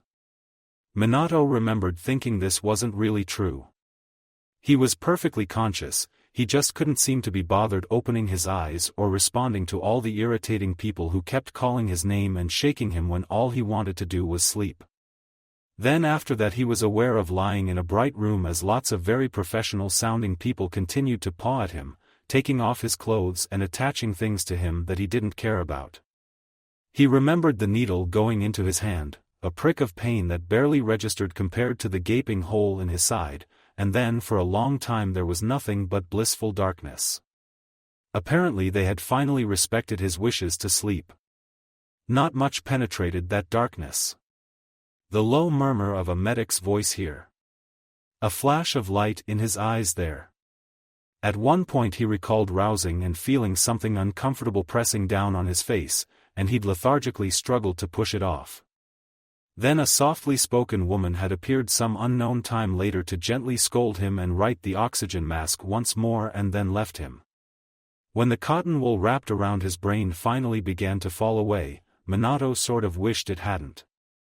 With clarity came pain. Gradually, when he opened his eyes they stayed open and he could take a good long look at his surroundings, from the beeping monitors, to the peeling paint on the ceiling, to the red-haired girl snoozing in the chair by his bed. Exhausted by even this small perusal, he closed his eyes and slept again. The next time he woke he finally felt like himself again. The muggy haze of exhaustion no longer numbed his thoughts and he lay in the pristine white bed, smelling of 5 kinds of disinfectant and feeling distinctly sorry for himself. There was no one in his room. That was awfully inconsiderate. He'd obviously been badly hurt. Didn't anyone care? Besides his solitude, the other thing he first noticed upon waking was his amazingly dry mouth. He remembered all that sand on the floor of the stadium and wondered if this was what it felt like to swallow a few gallons of the stuff.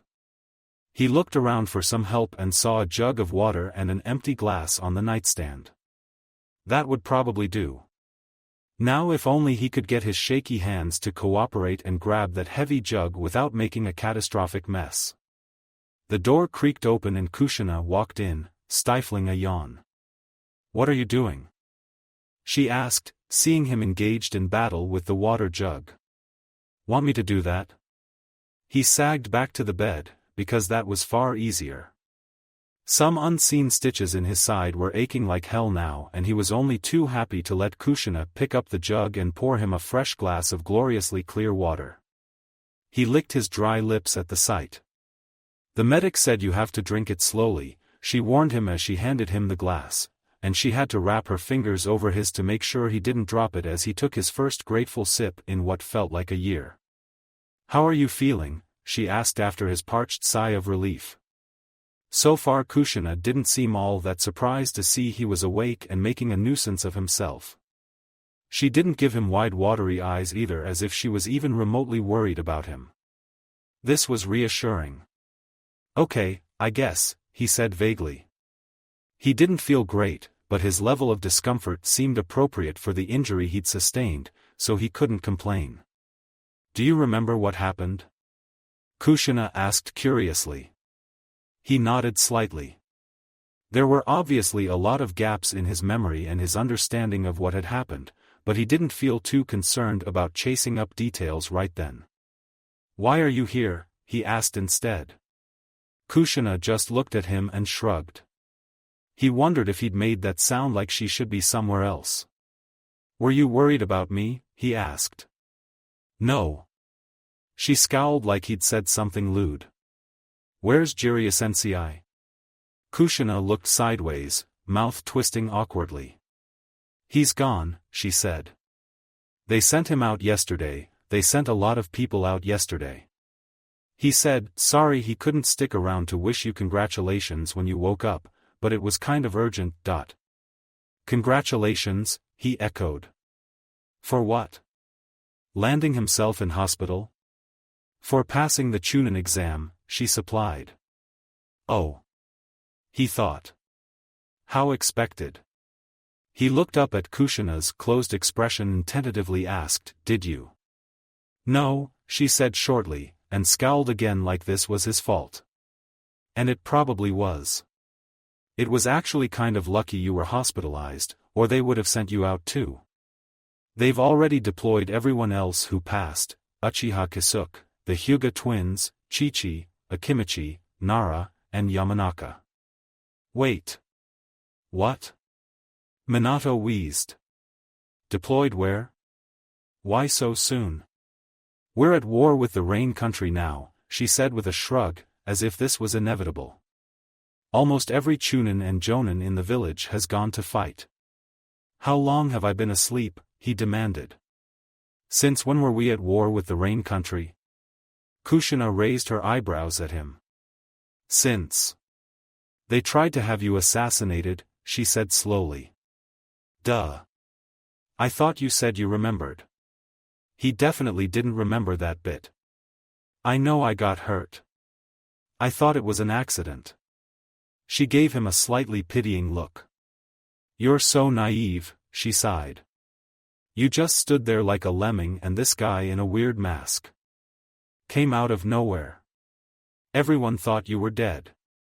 You just weren't moving, Minato. Your sensei was so fast, I mean. Not as fast as my sensei, but he still saved you. If he hadn't got to you, that weird guy would have stabbed you right through the heart. And Minato had never even noticed any of it coming. The assassin, the weapon, the killing intent. He'd missed all of it. Hell, he'd been on the ground under his sensei for several seconds before he'd even realized he was hurt. It humbled him to remember he still had a long way to go before he reached the level of a Jonin. Why would the Rain Country bother assassinating a boy who couldn't even see a hit like that coming? Was he really so much of a threat? He gestured for the glass of water again and Kushina obliging held it out for him, cradling the back of his head as he took another sip. When it proved a little too ambitious for his poor throat he began to cough, and Kushina was right there with a paper tissue to mop his chin. Minato eyed her warily. She could give the most hardcore tomboy a run for her money, but her motherly nurturing side seemed pretty competent too. What about you? He asked her. She blinked at him. You didn't seem too well during the exam, he recalled. Are you better now?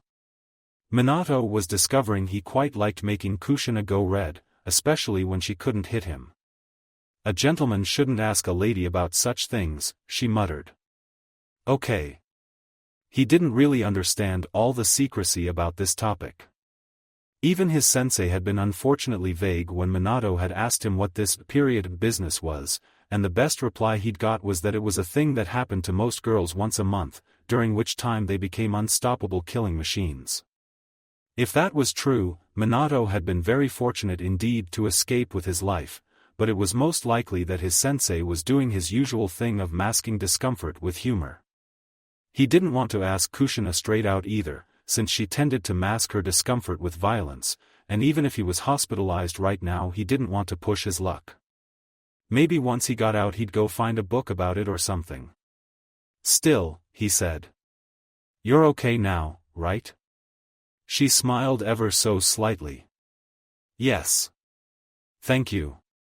But you should probably be feeling more sorry for yourself.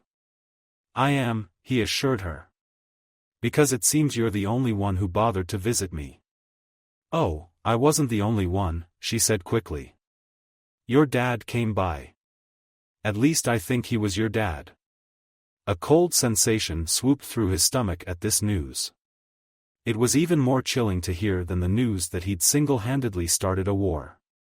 He did? He asked flatly. God help him, it sounded like Kushina had actually met him. How did he even begin to apologize? Did you speak to him? A bit. He seemed nice. Seemed nice? She had to be joking. He left this for you, she said, picking something up from the nightstand that had been previously hidden behind a bouquet of flowers. Minato glanced at it once and froze over. That was Mr. Nose, the bead-filled toy elephant he'd had since he was 5. The beads in the trunk had of course poured out long ago through a tear in the tip, leaving behind a flaccid scrap of cloth that had seen better days. Actually, all of him had seen better days. His ears definitely hadn't been seen in years. "I think it's some kind of anteater," Kushina said, turning the lumpy, gray blob with dangly legs over in her hand. "Ah, huh," Minato forced an embarrassed laugh. "Why did he bring that? He probably thinks I still sleep with him." This was not to say that Minato didn't still sleep with Mr. Nose. It was just that he'd rather die than let Kushina know it. Kushina, apparently convinced that Minato didn't share his bed with something so grubby, set Mr. Nose down and began to fiddle with the flower petals of the bouquet. A little card propped between two daisies showed they were from AI's mother, who had probably sent them very much against her daughter's wishes. "Once you get better, I think they're going to send you out too," Kushina said sullenly. If what she had said before was true. "I guess." "Stupid," she grumbled. "What did you have to go and pass for?" "I'll be all right," he said. In fact, the thought of jumping into the thick of war was quite an exciting prospect, not because he reveled in the violence of warfare, but because he had a feeling in his gut that he could make a difference. If he could start one, surely he could help finish one too. Kushina shot him a glare. "You almost died," she pointed out. "The guy who did that to you. That's the level of people they're asking you to fight out there. You won't stand a chance." He was a little affronted. "Why not?" "Because you just existing annoys people, obviously. They nearly succeeded in killing you in your own home village, in front of dozens of jonin and the Hokage himself. They'll try again, and out there you won't stand a chance." Minato thought about this carefully. She was actually right. He was perhaps far more likely to be killed than any other much weaker Chunin for the simple fact that he would be a high-priority target for the enemy. And still. "What should I do then?" he asked. "Stay home and hide under the bed?" She rolled her eyes and looked away. Maybe that was exactly along the lines of what she'd hoped. "You're as much of a ninja as I am. You wouldn't run from a fight," he pointed out. She shook her head. "Knowing when to run is why I'm still alive, Minato," she said. "I'll know when to run," he said, placating her. "But that isn't now. People's lives depend on war. We have to do everything we can." "Why isn't your life important?" she demanded. "Of course it is," he said with a shrug. "If one life can save 100, there's nothing more important. And if you get killed before you can help anyone?" He was silent for a moment, wondering if that was possible. To be killed without ever making a difference? That was a pretty sorry fate and one he planned to avoid at all costs. "I'll be fine," he said simply, because he didn't know how else to communicate to her that everything would be okay. This experience hadn't shaken him and made him doubt his abilities, it had only strengthened his resolve to do better, be better. He would make sure that no one, not even a jonin, could catch him unawares ever again. And even though he couldn't explain it, he knew that he would live. Kushina hadn't been kidding about the war or the cause of it. How odd to be the reason why the streets were so quiet and the hospital so full. Once the medics allowed Minato out of bed, and they did so within days because they wanted to give said bed to someone else, he hobbled about on crutches feeling lost. His sensei had gone off to fight. Most of the genin he'd hung out with were on missions, or else were graduated chunin and now stationed on a distant frontier, and even the civilian population seemed subdued. Too weak to go back to work and too fit to stay still, Minato was stuck in limbo. He dedicated his mind and body to two tasks. First, he needed to get better. This task was coming along quite nicely as Minato spent many a night literally navel-gazing and poking at the interesting scar developing below his last rib where his stitches were rapidly dissolving and the tender flesh hardened and scabbed. His medics managed to turn his body's natural metabolic processes into another reason to praise him personally. After all, a normal person would be out for at least 3 months with a wound like that, but Minato was already able to run a few laps around the training field with barely a twinge of pain after only 3 weeks, and surely this was because he was a ninja prodigy rather than because he was young and healthy and a little hard-headed. His second task was to train. As soon as he could run, he ran. As soon as he could jump, he jumped. As soon as he could perform ninjutsu again, there was no stopping him from going back to work on the original jutsu he'd been working on for years, which he decided to dub Rasengan. What else could he do? Even Kushina had vanished with the rest of her team now that the workload for regular genin had increased tenfold. He supposed he could have spent more time with his father, but that was always a risky venture. Most parents might be a little surprised that their child had instigated an international war, or at least a little concerned. But not Minato's dad. The man seemed perplexed and suspicious of him more than anything. The medics had charged him with the care of a sick son who, they said, needed a lot of care and attention right now, yet this same son was doing star jumps the moment he rolled out of bed in the morning and rock climbing every other day. Minato's father appeared to have decided that if he couldn't understand his son, he probably shouldn't bother trying, and they left each other alone. But Minato did not escape everyone's notice. During his 4th week of R&R, and the 3rd week of the Rain Country conflict, he was approached by a pair of ANBU to be informed that the Hokage wanted to see him. Minato felt a little leery. His first thought was that he was in trouble, though he rarely did anything to deserve a reprimand off anyone, let alone the Hokage. But what if this was about Jiraiya's hinting about becoming the next Hokage? This thought made him quail even more. He didn't really want to be getting wrapped up in such serious business, and something about the Sandaime made him feel weirdly shy when in his presence. The man had such overwhelming gravitas. Minato, on the other hand, had none. Why would anyone think he was Hokage material? As it turned out, he'd gotten a little ahead of himself. When he arrived in the Hokage's suite, which was like a lavish penthouse in the administration building, the Sandaime said nothing of leadership nominations. "Please have a seat," he gestured to a soft-looking recliner set at an angle to a formidable-looking armchair. "I understand you've been healing well, but I'd still like you to be comfortable." Minato perched on the recliner awkwardly as the Hokage took the armchair. That seemed about right. Formidable man, formidable chair. Most people described the Hokage as a kindly old grandfather, but then the Hokage viewed most people as charming grandchildren.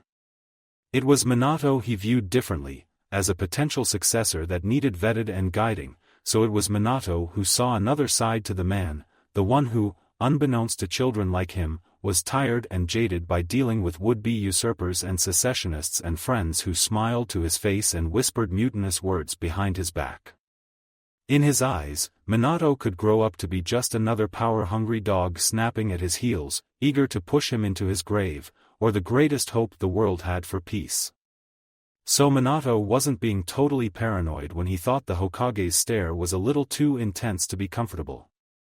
"How are you feeling these days?" the Sandaime asked. "Okay," Minato said, hating the weak, squeaky sound of his voice. The fact that his voice had begun to break recently only revealed itself when he was nervous. "The village appears to be on tenterhooks with regards to your recovery. It's been a long time since we've had someone pass the Chunin exam with a perfect score, longer still since anyone tried to assassinate a genin. I imagine that this has been a turbulent experience for you, but the medics assure me that you haven't been adversely affected." "They said it was just a flesh wound," Minato said. "I meant your mind, boy. Being struck down like that at the very beginning of your career as a Chunin might have destroyed someone else's nerves. Yet you seem unfazed." Minato stared at the Hokage, searching his wrinkles for some sign. Was it bad that he wasn't particularly traumatized? Should he have been? Did only idiots walk away from things like this with a whistle? The Sandaime smiled at him. "I see no reason to keep you confined to the village any longer. If you wish it, I shall send you to the border. I know many jonin who would be glad to have a Chunin of your caliber under their command." Minato's heart leapt. I can join Sensei, he asked hopefully. Jiraiya is engaging Hanzo's forces on the Rain Country border, the Hokage said. For now they are holding out well, meanwhile the conflict with Kiri needs fresh blood. I'd prefer to send you there. The war with Kiri was the oldest of all the conflicts raging around the world. It had started 15 years ago and had claimed hundreds of lives on both sides. Minato understood the need for revitalizing the fight out there once in a while, but he had really been hoping to work alongside his sensei again. The Hokage sensed his disappointment at once. Minato, a good ninja must learn to forge new bonds and work with new comrades. In order to grow, you must let go of your dependency on your mentor. Also, I've had complaints from the other Jonin about how much Jiraiya keeps you to himself. This will be a wonderful opportunity for everyone. Yes, sir, Minato mumbled. What the Hokage hadn't elaborated was that Mist Country border was the furthest and most remote of all the war zones, and it was a conflict with no sign of ending anytime soon. There were people who had been sent there 10 years ago who were still there. If Minato went, how long would he be there? You'll be dispatched in a week with Team Mitarashi, the Hokage informed him. I believe she was one of your examiners during the exam? Oh God, that was the strict one, wasn't it? Minato gulped. But at least that was all the Hokage wanted to discuss with him, and he was quickly released back onto the street to figure out for himself how to prepare for his most crucial mission yet. His first thought was to tell his sensei, or Kushina, or even AI, or Saburo, or AI's mother, or even just the milkman. However, since none of these people were available, he went to tell his father instead. Snice, son, slurred his father, who was mostly passed out on the couch when Minato found him. At least he wasn't accusing him of lying this time, but Minato didn't think his father had quite grasped that this meant he was leaving, possibly for a very long time. Resigned to the fact that he probably wouldn't see his friends for a very long time, Minato decided to write some letters to them instead, explaining where he was going and that they shouldn't worry about him. His letter to Jiraiya turned out pretty long.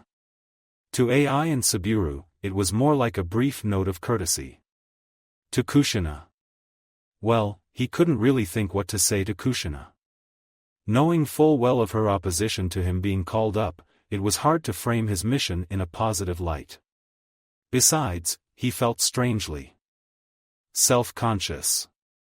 What if she thought his comments stupid? What if she thought the whole idea of writing a letter to her was stupid?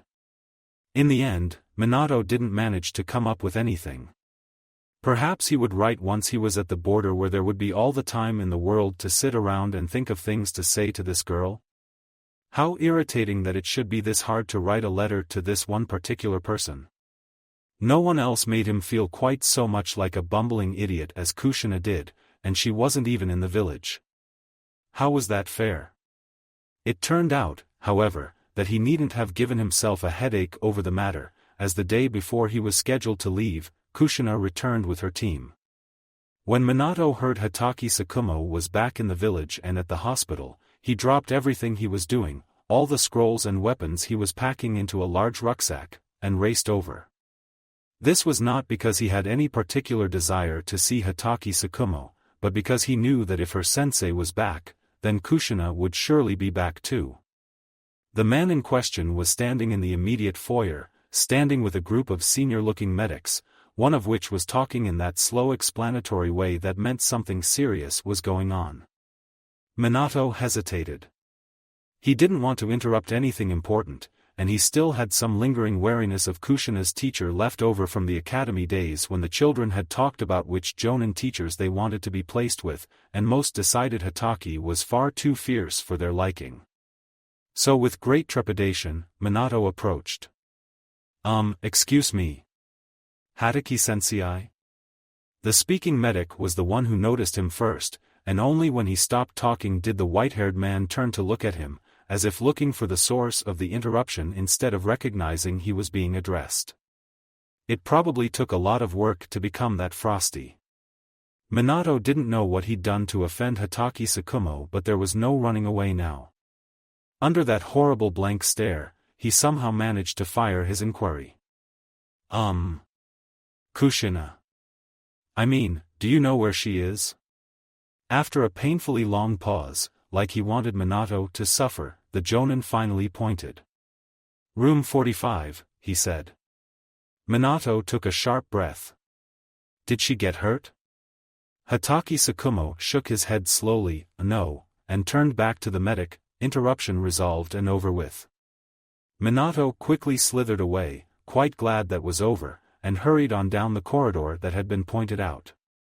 It branched off in several places and crossed multiple wards, a route which Minato felt had warranted more than just a pointed finger from the Jonin, but he steadily counted the door numbers until he managed to find number 45. It was open, probably to allow all the medics and nurses to stream in and out freely, and there were a lot of them, giving him a direct view into the room where Kushina was sitting. 4A. Brief moment he thought her sensei had lied. Kushina looked more shocked and pale than he'd ever seen her, and his first thought was that all these medical workers were attending to her. It took him several seconds to realize there was someone else lying on the bed in there, making awful whimpering sounds. Kushina was clasping this person's hand tightly. Minato only realized why she was staring at them in such obvious horror when the medics shifted aside a little and he got a glimpse of bright red, scorched flesh. It covered all of the boy's arm, most of his chest and a great deal of his face. A lot of his hair was gone. If it was someone Minato knew, he couldn't recognize him. Whoever it was appeared to be in shock. Despite the massive burns to his face, he was still talking, or rather, rambling. Minato edged forward into the room and heard the frantic mutters he was speaking to Kushina. I deserve it. I've done something to deserve this. No. Kushina whispered back, though her lips barely moved. Too slow. I was too slow. Oh, God, tell her I'm sorry. Yes. Kushina breathed. The head medic in the room finally noticed Minato when he turned and almost bumped into him. Please, he said with obvious impatience. This is not the time for visitors. Both of you, out. Minato realized that Kushina was only being evicted on his account, but she stood without argument and awkwardly extricated her hand from the burned boy's grip. He didn't appear to want to let go. Then she walked past Minato and out into the corridor. He followed her uncertainly but hung back. Once the door had slammed behind them, plunging them into the relative quietness of the corridor, Kushina didn't turn to face him.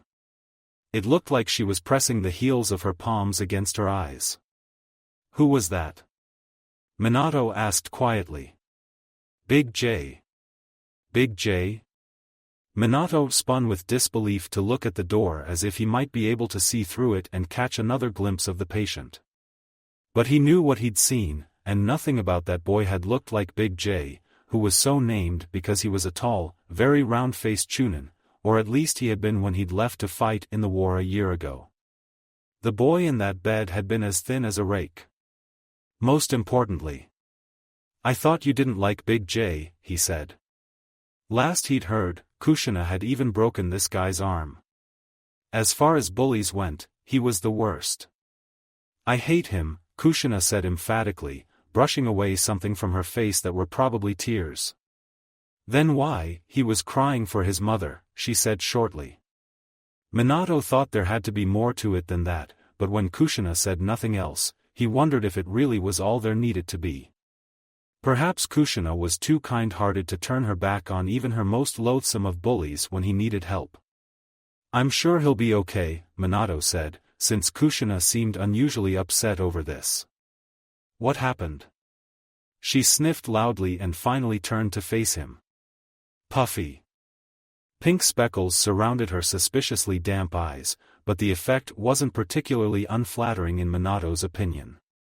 We were on a mission to deliver personal messages to the border, you know, the unimportant stuff, just like letters from people's ma's and scarves from grannies, that kind of thing. There was an attack while we were there. There was some kind of explosion. You could see the flames above the trees, and it was like half a mile away, but you could still hear the screams.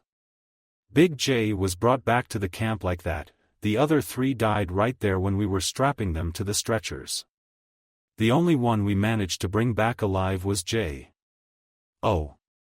Minato watched her take a deep, shaky breath to calm herself. They don't have any medics out there, you know, she went on angrily. There were a couple, but they got killed off and now all they have are some chunin with basic first aid trying to deal with everything. They won't send any replacements because they're too important to waste on a low-priority zone like that. Apparently there aren't enough casualties to justify sending precious medics. I was only there for half an hour and in that time 3 chunin died and Big J's going to lose his arm and his eye. That's supposed to be one of the safest posts. What the hell's going on, Minato? She gave a growl of frustration, though maybe it was more at herself, for she furiously rubbed her eyes and gave a great sigh.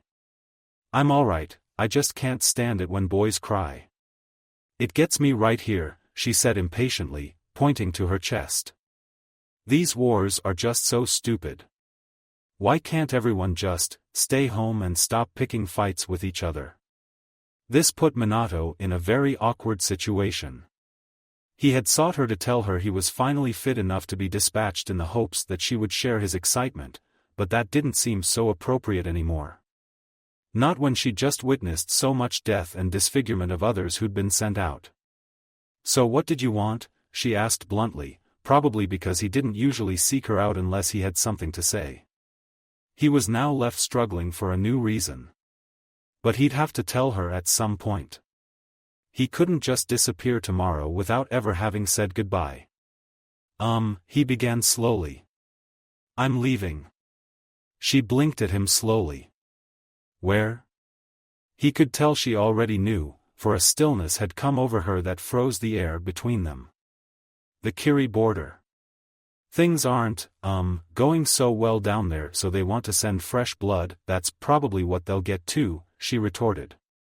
Fresh blood? Who came up with a stupid saying like that? She'd have to take it up with the Hokage. I know you're worried, he said quickly, but I'll be fine.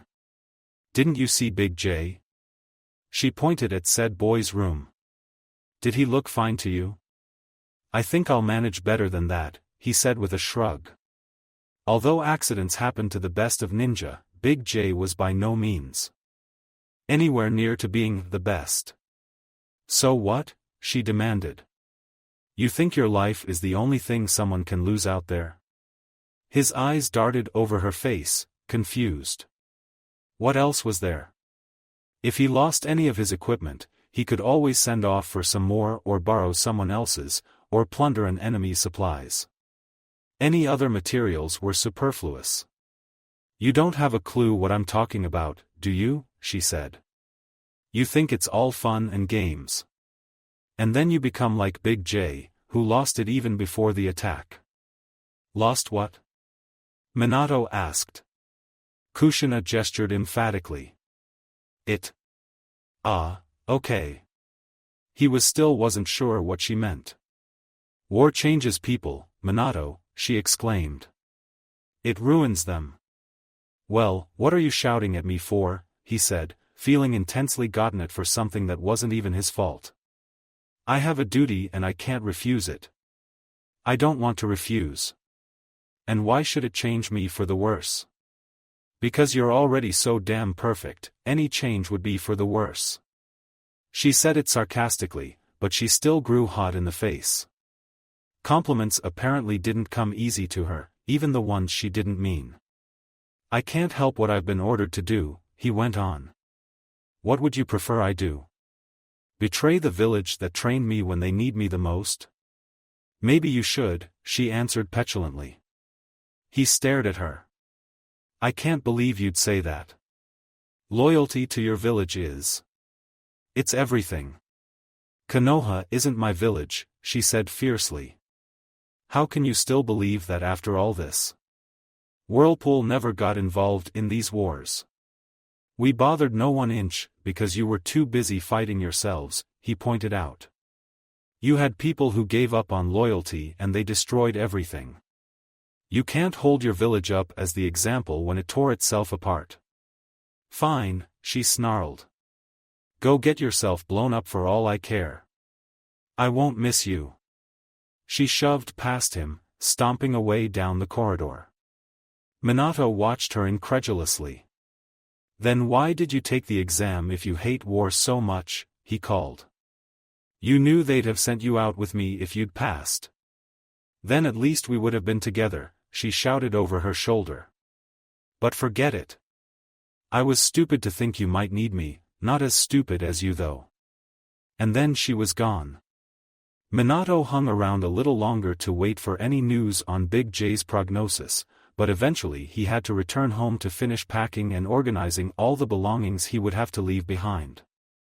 Comparatively speaking, he knew he didn't have much compared to other kids, but there still seemed so much to leave behind. On the frontier there was only room enough for a few spare socks, a couple of pairs of extra underwear, and a small flint block for sharpening kunai. Mr. Nose would have to remain behind as sentry over his bed. There would be no place for his favorite yellow shirt where he was going, or the paintings he'd taped to the wall as testament to his non-existent artistic skills. Jiraiya had always tried to tutor him in the way of the paintbrush as much as the sword, but even Minato's genius had limitations. In the waning light of the evening, he sat down on his bed and listened to his room. He would miss it. All his life it had been a kind of sanctuary where not even his father ventured. He was already missing it. He would miss his friends too. There would be more where he was going. There were always friends wherever Minato went, whether he'd met them yet or not, but most of all he would miss his sensei.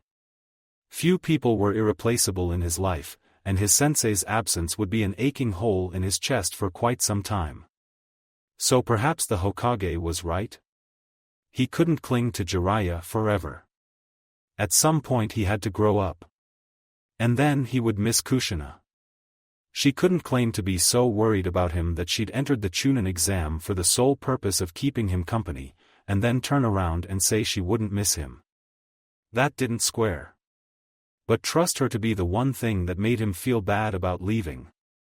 This morning he'd been excited and happy, looking forward to a change of scenery and the next step forward as a shinobi. Now he sat here on his bed, feeling a little sick in the stomach to think of Kushina's angry words. Was that how it was going to end? What a stupid thing to fall out over. Before the light faded completely, Minato resolved himself to finding Kushina. He couldn't leave the village for God only knew how long on such a sour note. Even though it wasn't wise to search her out so soon after an argument, there just wasn't enough time to wait for her to cool off. And even if he was the one who had to suck it up and apologize despite having done nothing wrong, it would be worth it as long as they were able to part ways on pleasant terms. But although he searched quite thoroughly that night, Minato was unable to find her. He checked at the social center where she lived, but the bespectacled young lady who answered the door claimed not to have seen Kushina all day. He searched by the river, in the junkyard, around the upper tier of the markets, in the genin training grounds, anywhere he knew Kushina liked to hang out. He even collected his courage and knocked on the door of the Hokage household and braved yet another stony expression from the White Fang as he gibbered out a sentence that sort of sounded like, "Do you know where Kushina is?" Hokage Tsukumo naturally said no, and Minato was forced to continue his search elsewhere. But little did he know that once the Jonin had shut the door in his face and returned to the living room, he had then asked the red-haired girl sitting on the hearth rug with his wife, what did he do exactly? To which the red-haired girl replied, while jangling her homemade necklace for their tiny baby's amusement, nothing. He's going away to fight and we fell out. I don't know what to say to him. Minato had to end his fruitless search after a few hours. He needed his sleep for the long journey ahead of him the next day, and he had to accept that if Kushina didn't want to be found then there was little chance of her being found. She was a ninja, after all. Not for the first time he went to bed with a restless mind, courtesy of a girl from Whirlpool. And for this reason, and perhaps the prospect of tomorrow, he slept uneasily and woke the next morning feeling sluggish and lazy. He stayed in bed for as long as he could, before dragging himself through the motions of morning routine. His bag was already packed, and he still had 10 whole minutes to get to the village gate before wait. His father. It occurred right then that no one had explained to his father that he would be leaving to fight on the border, or at least not when he was sober enough to understand. The man was still in bed, so perhaps he should give his shoulder a little shake to wake him and know. Either his father wouldn't care or he would get angry for being disturbed, and Minato didn't have time for this. He grabbed a piece of paper and scribbled down a message to leave by the breakfast cereal. He kept it brief, saying that he was going on a long mission and he wasn't sure when he would be back, something that was fundamentally true, but still felt like a horrible deceit for explaining so little. He would write, he decided, a much longer letter once he got where he was going, then he would be too far away from his father to risk having any more bottles thrown at his head. Even such a brief note took a while to write. Minato glanced at his watch and hissed a mild exclamation. He needed to hurry or he was going to be late. He hastily signed the note and dashed from the house with his backpack. Would the group leave without him if he was late? Had he remembered to pack everything? Would he be halfway across the country before he remembered he'd left behind something vital? Fortunately, Minato had always been extremely fast, and he made it to the gate with several minutes to spare.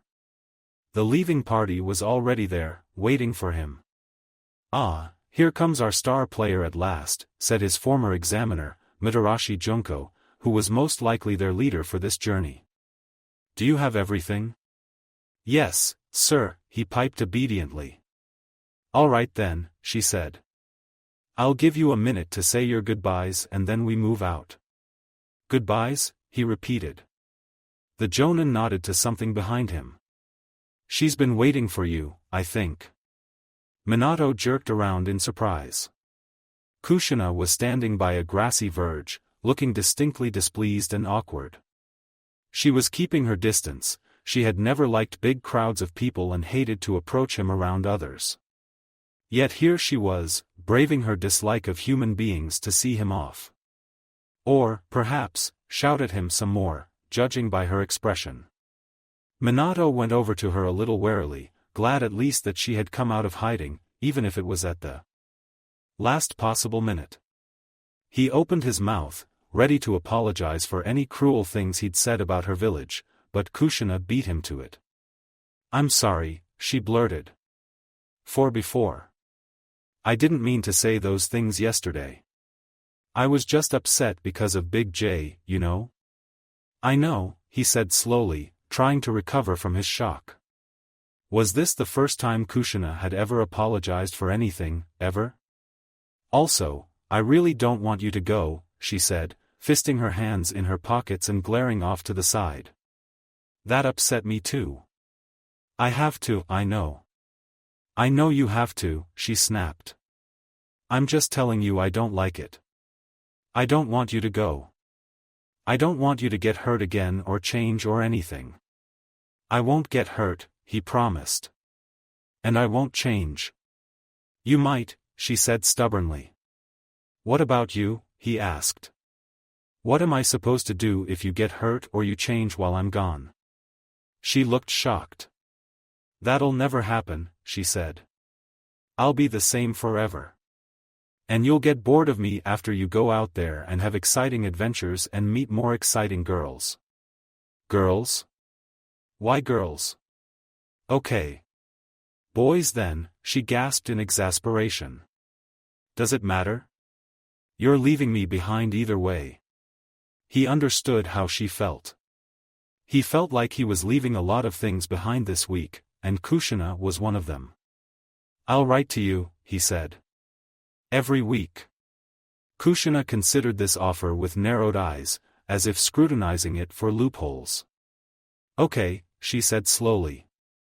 "You got to tell me if you get hurt or you meet any girls." "Again with the girls?" "Sure," he said. She considered him a moment longer, then withdrew something from her pocket and jabbed it towards him quite aggressively. "Here," she said. "Take this with you." Gingerly, he reached out and accepted it. A small wooden disc fell into his palm, attached to a leather thong. Upon closer inspection, there was a spiral relief on one side of the disc made of what seemed to be a kind of glue that was as hard as plastic. As a necklace it was quite amateurish, and it bore too much of a resemblance to the symbol of the Whirlpool Village to be a coincidence. Minato looked at Kushina. "Did you make this?" he asked. She shrugged and nodded. "On the Arts and Craft Day at the center," she said. "It's good," he said, meaning it. Even if the materials were crude, the spiral of glue was almost perfect. "It's really good, Kushina, thank you. It's a good luck charm to keep you alive," she said. "You don't have to wear it or anything. I know it's stupid. Just keep it in your bag or whatever." "No, I'll wear it," he said, and to prove it he immediately tied the thong around his neck so that the emblem lay proudly against his shirt. Kushina smiled a little, and a warm flush of pink crept over her cheeks. And as Minato ran his fingers over it in marvel, she refrained from mentioning her present had spent the best part of last night in a baby's mouth. "Thanks, Kushina," he said again. "It means a lot." Behind him, his leader called out. "Namikaze," she shouted. "We're going." I guess this is it," he said, grinning awkwardly at Kushina. "Yeah," she said weakly. "Take care, okay?" "I will. And, you'll still be my friend when you come back, won't you?" Minato felt something painful squeeze in his chest. Kushina had never acknowledged him as a friend before, and he suddenly knew what his leaving was doing to her. He was her friend, and he was her only friend, and in a moment he would be gone. Kushina didn't have much else. He reached out and took her hand, like they were sealing a deal. "I promise I won't change, Kushina. I'll always be your best friend." She hesitated a moment before her fingers squeezed back. "Me too. I promise I'll wait for you." They smiled at each other. "Either kiss her or get moving," Junko shouted. Minato and Kushina jerked apart like they'd both suddenly realized the other had a contagious disease. Snorts of laughter rang out from the leaving party, and Minato ducked away with burning ears to join them. They clapped him on the back good-naturedly and said things like, "Don't worry, the courage for girls will come in time." As they left through the gate, he turned and waved to the red-headed girl he was leaving behind, and she waved back just as exuberantly until they passed over the crest of the hill and she was out of sight. He didn't see her again for another 3 years. Thank you for watching. I hope you enjoyed it. Make sure to like and subscribe, and don't forget to share this video with your friends. Guys, make sure to help the author by visiting the link in the description. This is Fox Sage, and I'm signing off.